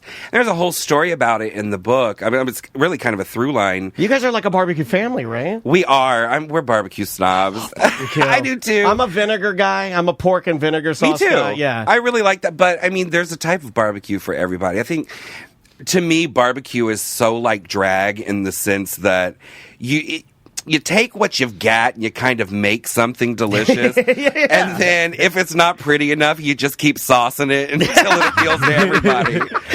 That's it. You know what? Barbecue sauce is just the glitter of the food world. You know? I like that. Yeah, you're exactly right. But he had this sauce that he developed for they used to have a restaurant called the Red Barn Barbecue, which was in Leesburg for decades. I mean, people would drive in from all over. And he took that recipe to his grave. And for years, people would just show up at my grandmother's house, knock on there. You sure you don't have just a little bit of Roy's barbecue sauce left? You sure you don't know how he made this? Yeah. And that was like the missing component in the book was that barbecue sauce. And I finally went to one of my family functions, not this Easter, but the one before. And there's a whole lot of family drama and trauma. We love each other, but most of the times we don't like each other. I think it's most families. So we had love taken and like is terribly different. Exactly. Yeah. So we had taken some space, and all the women, they got word that I was doing this cookbook. So, like, they're coming up, oh, here's my banana pudding recipe. Well, I was known for my fruit salad, but also my cherry cobbler. So take this. And then my Uncle Rooster, which, yes, that is his name. It's very Southern, guys. Very Southern. That's awesome. He pulls me aside, and he's, like, one that I've clashed with my whole life. It's very, I was always the embarrassment. I was, just all sorts of projected drama. Okay. And I thought he was going to pull me aside and just like basically ream me out for don't write things about us. Don't embarrass the family. I was like, well, first of all, too late. But second of all, I was just like so nervous walking into this conversation with him because I didn't want it to turn into anything that it usually does. Sure. And he goes, I know the recipe. I ran the second location. I'm the only body who has the recipe, and I've been saving it. I haven't given it to your granny. I haven't given it to your mom, your aunts, your cousins, anybody. And he wrote it down and gave it to me, and I was like, this is a trick.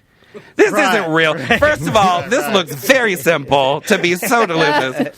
And then I went home and I'm just mad the whole time. Like, I'm going to hate this. Yeah. I took one lick of it and I was like, oh my God, this is it. I felt like I was 10 years old again. That's crazy. I felt like I was right back there in the restaurant singing on the bar counter for the patrons. Yeah, I do think that is an inherently Southern thing, and I grew up with that too. Like, I have so many memories of making Southern treats with my mom and dad. And like I was an only child, so a lot of times I was pulled in to do that because there was nobody else, you know? Yeah. So I knew how to cook all these brown sugar pies and all these different things, making sweet tea with tons of sugar in it. Yeah. And putting, just a little bit of whiskey. yeah, and then you have to put the little net over the top of it so you don't get flies in it, you know, because it's sitting outside. And Yeah, making sun tea. yeah, like a lot of people hear that, you dumb bumpkin. And I'm like, I don't know, man, I love it. I do too. There's nothing like it. And Granny always had 2 pitchers of tea.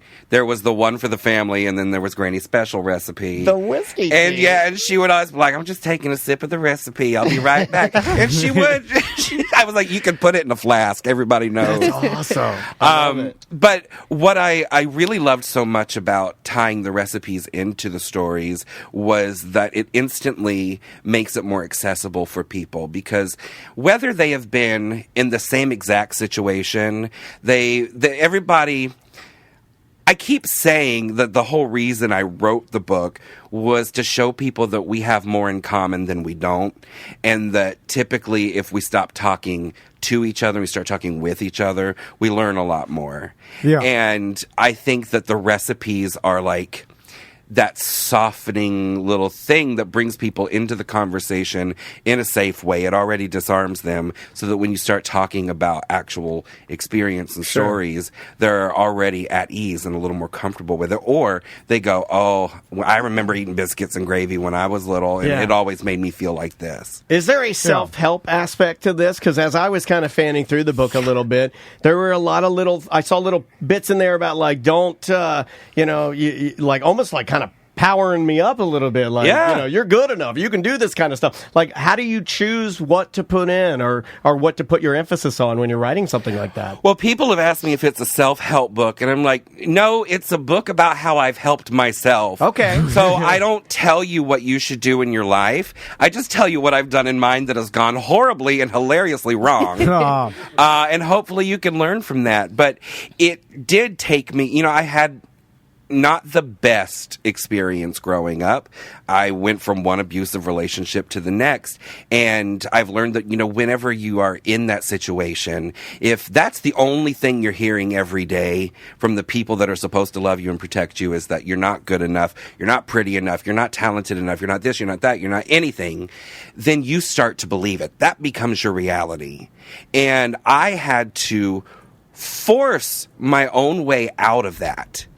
And once I did, I realized, oh no, everybody is pretty enough and talented enough and beautiful. Like, everybody can be and do exactly what they want as long as they set their boundaries. And then the hardest part is sticking to those boundaries. Yeah, for sure. I'm a horrible boundary I was setter. going to say, Tom needs boundaries. I am too. I thought it was no boundaries. That was how you were successful in life, but apparently that causes you a lot of... It's a lot of pain. It just, complicates things. Come in, I'm open for business. Anything goes. Yeah. I'm curious about the world tour and what countries did you visit? Yeah. And I'm curious about like the drag scene in those countries. Yes. Because like something I'm unfamiliar with. Yeah, we're very lucky, I think. Sans like, the hubbub recently of what's been happening here. I mean, up to this point, it was like we get the best of the best coming through Orlando, kind of like around here, it was like Dragland, like I've known, still know, multiple drag queens, and I kind of thought this was the place. But it is. It's typical of Florida in general. It's such a melting pot. Sure. I talk about in the book, like, drag, I have learned, is a regional sport, and it is played differently in a different type of uniform every nook and cranny that you go to around the world, which is so interesting to me because as somebody that does get to travel a lot, it keeps it really fresh. I always learn different things. I mean, I've been doing this 20 years now, and I'm still picking up tips and tricks from all these other people. But Orlando's always been one of those places where we do get all different types of drag queens from different scenes that just kind of end up here. And it always made it really beautiful and eclectic and different for me. Which was why when all of the drag bands and all that started happening earlier in the year, it was so surprising to me. Like, I know that Florida is typically a conservative state. sure. Yeah. But I've always felt like, particularly in Orlando, it's just got some of the best people in the world.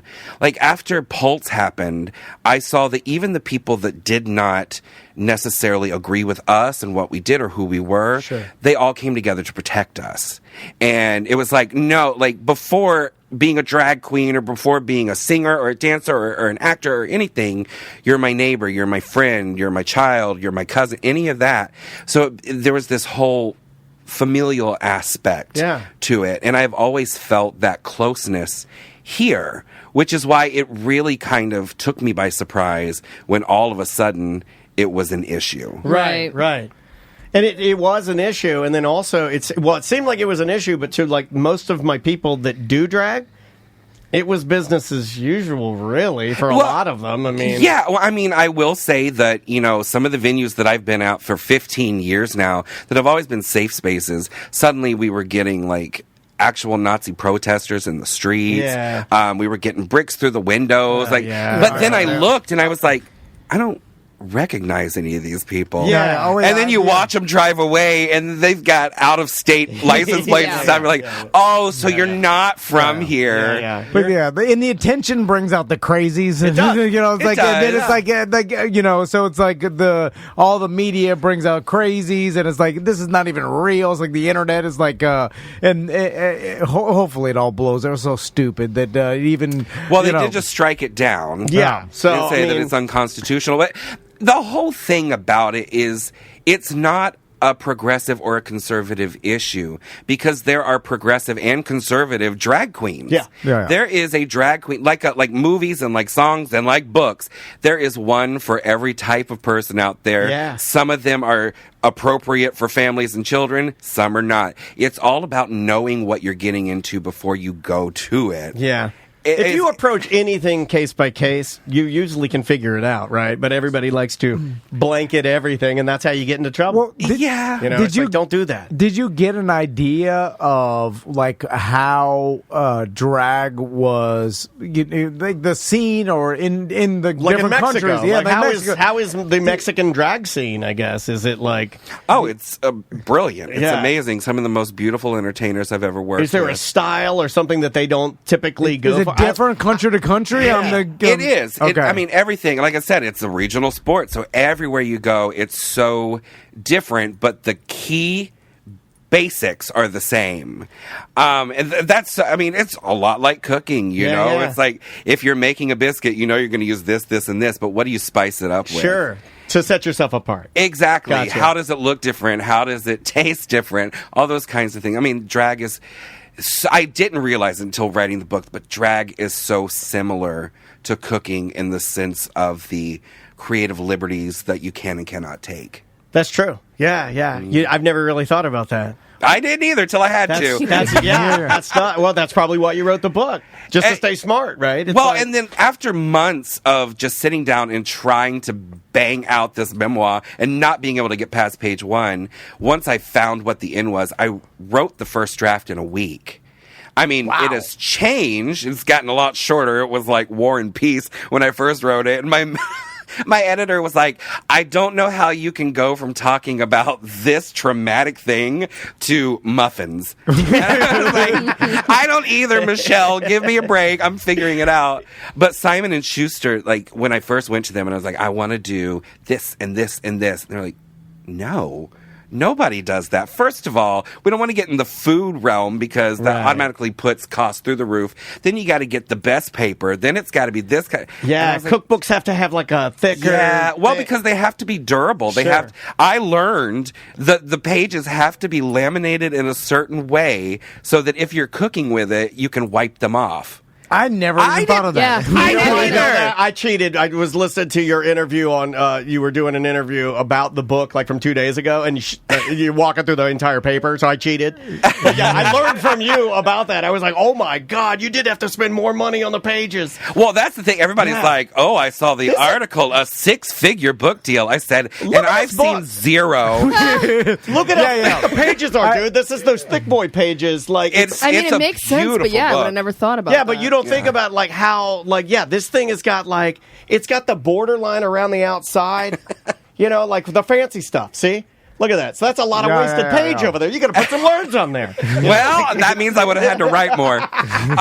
But what I learned through the whole process, I mean, they fought me on it really hard. And I was like, just let me go and write like a chapter or two, see if it works. Cool. I did that, and they were like, okay, it works. But you do realize that you have to pay for all of these things that happen. The elements, they're like, now that you're doing a cookbook, which I also didn't know, you have to hire 2 different test kitchens to do the recipes to make sure that they're foolproof.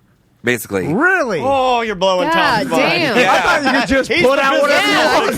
Print out what I cook at home. What the hell? Put whatever, it's like the recipe, that's subjective how you interpret it, if it's good or not. Yeah. So I can just put anything in there. Think about how litigious people are, you know. Well, I got diarrhea from the book. Don't add poison. But other than that, I thought Anything goes besides poison. They had to literally go through every recipe to make sure that So I had to do 50 it. recipes in there, something around 100 There's 50 recipes. That's a lot of recipes. And what I also learned was that Southern women have a very specific way of writing recipes.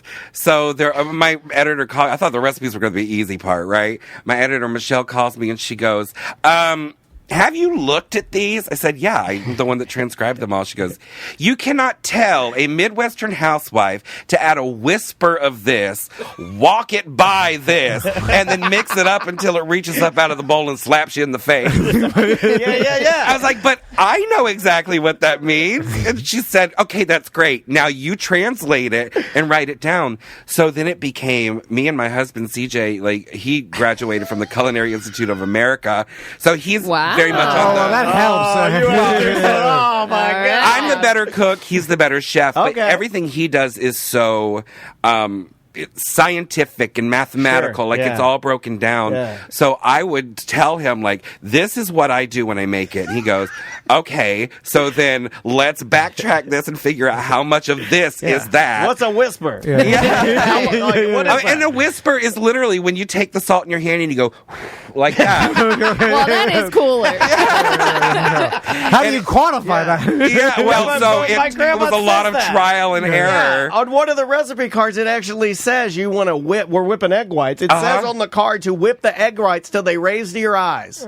Yeah. What does that mean? I mean, it's not literal, they're just, but I guess stiff peaks. it's poetic. Yeah, I mean, it sounds like what an old lady would say. You know? So we had a lot of trial and error. It was like 5-6 times for every recipe to get those right. Then we had to send them off to the test kitchens, and it took them a couple of months to be like, okay, we've cooked through everything that all checks out. Luckily, we didn't have to redo any of it, but it became such a much more expensive and in-depth process than I ever thought it would be. So you picked the hardest book. Really? The hardest book. All right. Well, and then... Your husband's like, yes, this is hard. Well, then I was like, well, I'm also going to do a tell-all aspect to it as well because people want the drag race tea. They want to know about this and that.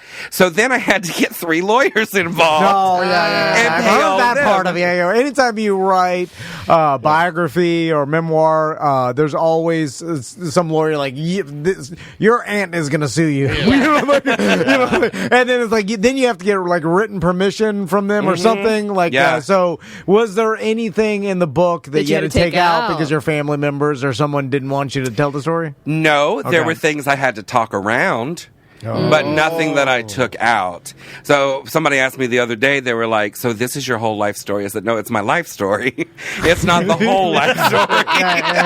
That's great. Because there are certain things that even after so the biggest thing was when I did the audiobook. I recorded it myself. Yeah. And that's awesome. It's different to type something and to read it to yourself. When you read it out loud, sometimes you're like, oh, there's a reason I've never even told my therapist this. Okay, maybe it's time to figure out a different way to get from point A to point Z without having to really dwell on what's in the middle. So I don't eliminate anything, but I follow the path as quickly as I can so that it doesn't get bogged down in terrible things. But my mom, I gave her the original copy of the manuscript before I even sent it to the publisher. Nice. She didn't read it. Then I got the galley copy, which is the black and white Sounds like something my mom would do. paperback. Did she didn't read it on purpose, or No, well, she just never did. And Okay. I would get around I would to it. dwell on. I was like, I've got to send this in. If you want anything changed, I have to know. Deadlines, yeah. So then they send me the black and white galley copy. I give it to her. It sits on her nightstand for 2 months, and I'm like, Ma, you've got to read this. You are in it. And she never did. It wasn't until I left to host the Work the World tour, the final copies of the book got delivered to my house, and my mother called me. It was like 4 a.m. I was in Amsterdam. Joshua? I was like, what, Mother? I just read the book. I said, oh, finally. it's already out. What'd you think? There's no turning back now. It's like You a week liked before it. it comes out, and she goes, I said, you read the whole thing? No, I've just gotten through the first chapter. Why would you tell them this about me? I said, because it's a part of the story. I said, here, I'll make you a deal. You read through to the end, and if that part isn't important, then I'll do everything I can. And I couldn't do anything, but I said, I'll do everything I can to make sure it gets eliminated. So she finished reading the book, and she called me the next day, and she's like, okay, it makes sense. I see why you put it in there. Yeah. And then she was like, I'm so proud of you. It's so good. It's such a great history of our life and our story. And Yeah, and it's got That's awesome. humor in it. I just think it carries more weight because it has the humor and the recipes. Well, and the recipes. Yeah, and I carry a lot of weight. Yeah, So- I mean, so do I. We're happy. How'd you land Hocus Pocus 2? I'm curious. Yeah, Like, that's how'd that huge. even happen? I got a phone call from the director, Ann Fletcher. She called me when I was I was playing Ursula in a Disney Villains tour in London. God, 3 years ago? People are still mad about that, Yep. by the way. I know. I'm The one chat of them. room already Yeah. said it a couple I times. know, By the way, but- we've sold some books. This is good. I mean, but Oh, I everybody- love that. We have so many questions. But the people are mad about the Ursula thing. They Like, really are. But you know what? I appreciate it so much because I don't have to get mad about these things. I don't have to take that on. I can just continue to be happy Yeah. and spread positivity because I know that other people are going to be upset for me. And honestly, because I didn't get Ursula, what a lot of people don't know, and I, again, talk about this a little more in depth in the book, but I had a lot of auditions for that movie. I kept getting brought back, and I was like, I don't think this is ever going to happen. For Little Mermaid. For Little Mermaid. Yeah, did you know that? Well, explain to me the Ursula thing, because I'm out of the loop with everything. I'm so far away from the loop, I can't even see it. Well, I don't know live what's next going to the on in the loop. world. You can only see a whisper of the loop. A whisper. So when they first announced that the live action Little Mermaid was going to happen, who was it? It was Billboard. Billboard put out this article that was like 10 reasons why Ginger Minge is the only option for Ursula. Okay. Yeah. And it gained a lot of traction. And of course, like Little Mermaid was the first movie I ever saw in a movie theater. I was obsessed with Ursula. I thought she was very misunderstood. And I thought she was glamorous and powerful and sexy in her own way. And that's what really, like, even before I knew who Divine was, I just was so caught up with her. Yeah. And then to find out years later that she was based on Divine, it was like, oh, this all makes sense in my head in the past. So a lot of people were like, well, she was based on Divine. It's time that like an actual drag artist gets a crack at the role. They're the only ones that can like sing it and really do the makeup. And you're a great singer. You know, like a lot of... Thank you. I try. I don't think a lot of people know that, but yeah, you are like an actual person that can And sing. has performed those songs for a long time. very So long I mean, time. I've seen you do it. It's yeah. out there, and It's- everybody has seen it. So everyone was And- like, "Well, the obvious choice is Yeah, Ginger yeah, Minge." okay. When you see Ginger Minge do the thing, you're like, well, that's Ursula. That's a wrap. Yeah. Well, so it got a lot of traction, and a lot of petitions started, and so it caught the eye of Disney. And eventually, you know, I'm auditioning for them and doing all those things, and I thought, it's never going to happen, but maybe there's a chance that it'll happen. And then it didn't mostly because of political reasons. Gotcha. Which, again, never expected it, but it would have been nice. But Disney then decided to make it up to me, which they didn't have to do, but they decided to make it up to me by like creating other projects for me. So I've done several of them. I can only talk about Hocus Pocus at this point. Right. But Look at that. I had done Dumplin' on Netflix. Yeah. Jennifer Aniston, Kathy Najimy. It was directed by Ann Fletcher. So I had messaged her. She and I became friends, and I had messaged her just randomly, if you need somebody to wrangle the broomsticks, let me know.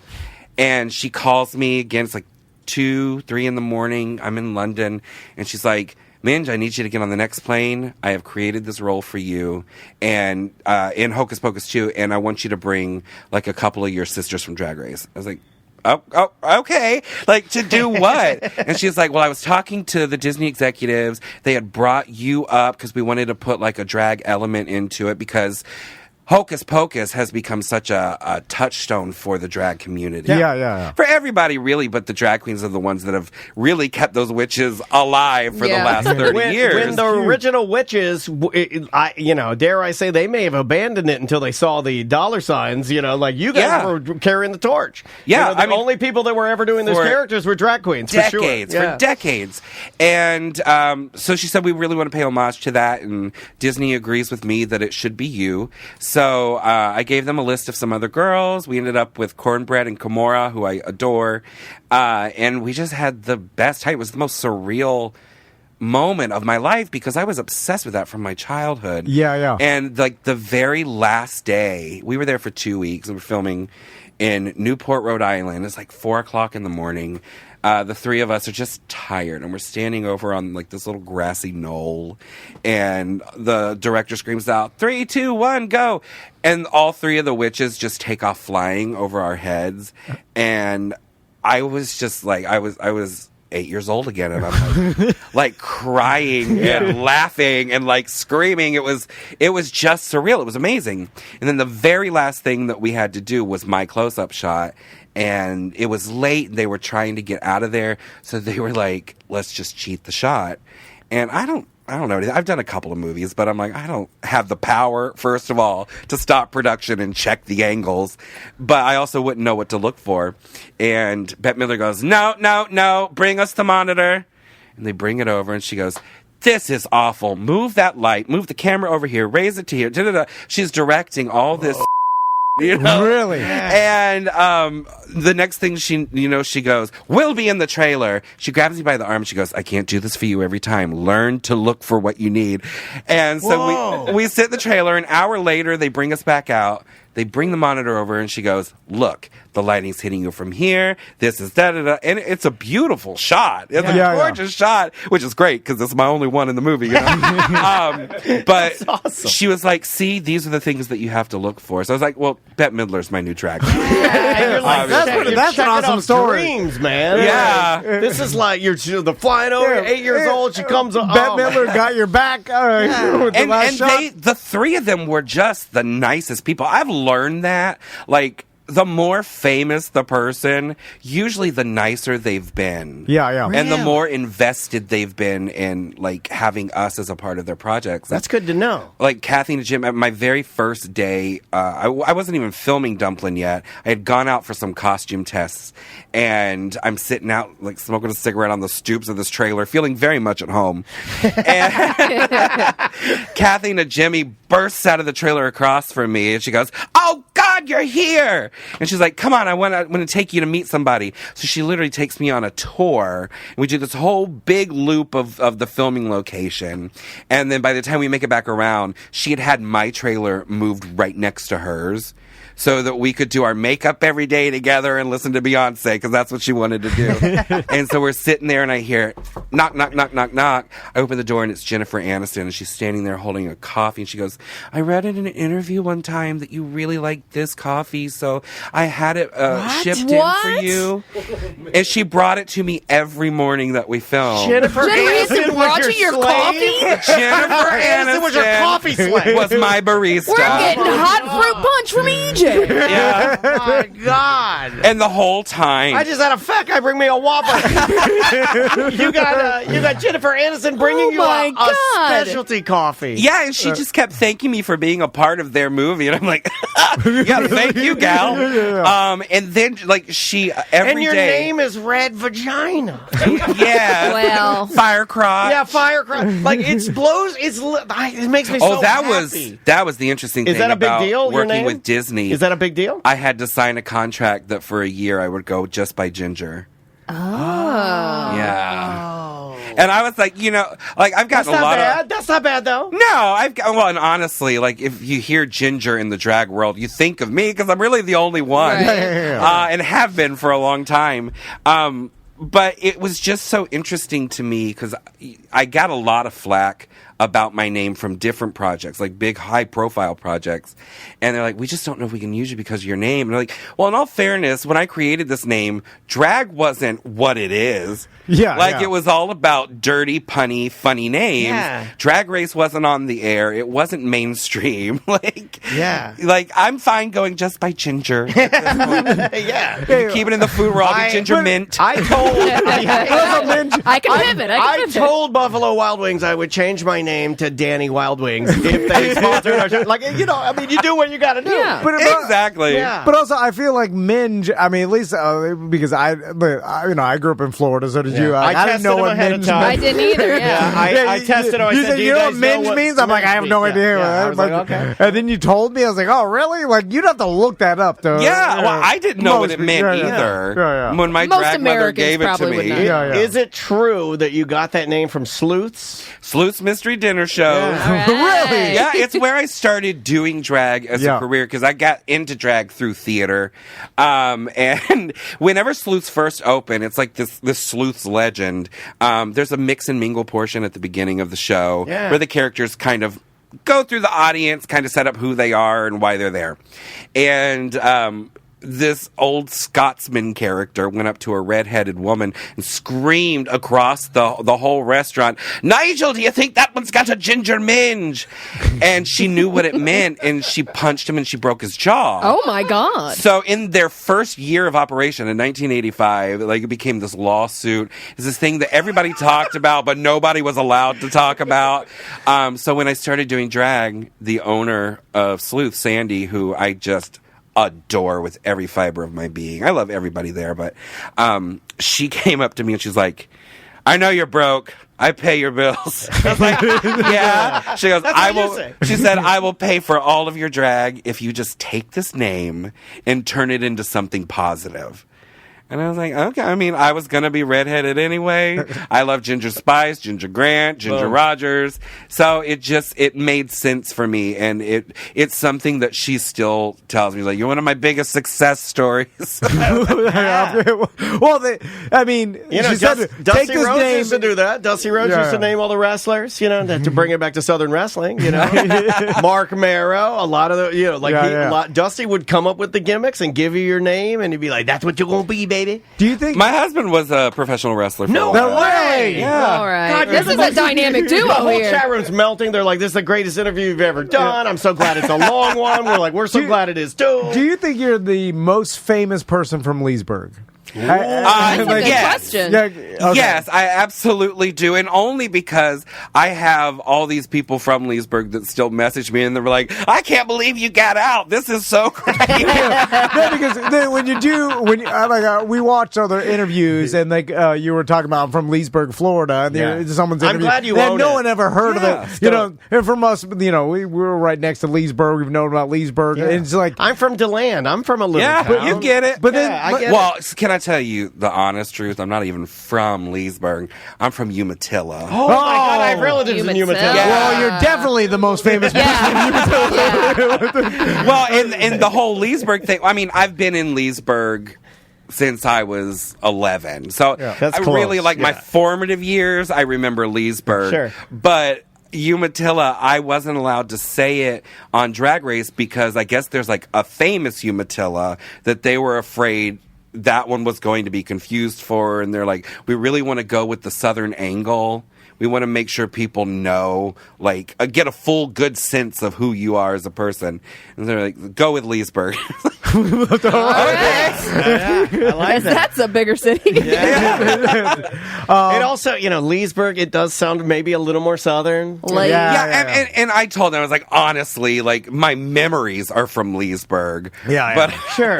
but it was Umatilla. Well, I Lake hope you'll County, come back baby. and see us. I course. will tell all of our listeners who, and I know some people have already purchased this. Get your book right now. Great Christmas present. Yeah, it's a perfect Christmas I present. got to tell you, Please. that it is the first drag book that Walmart has put on their shelves. Really? All right. I just found out the other day. How'd you do that? I have no idea.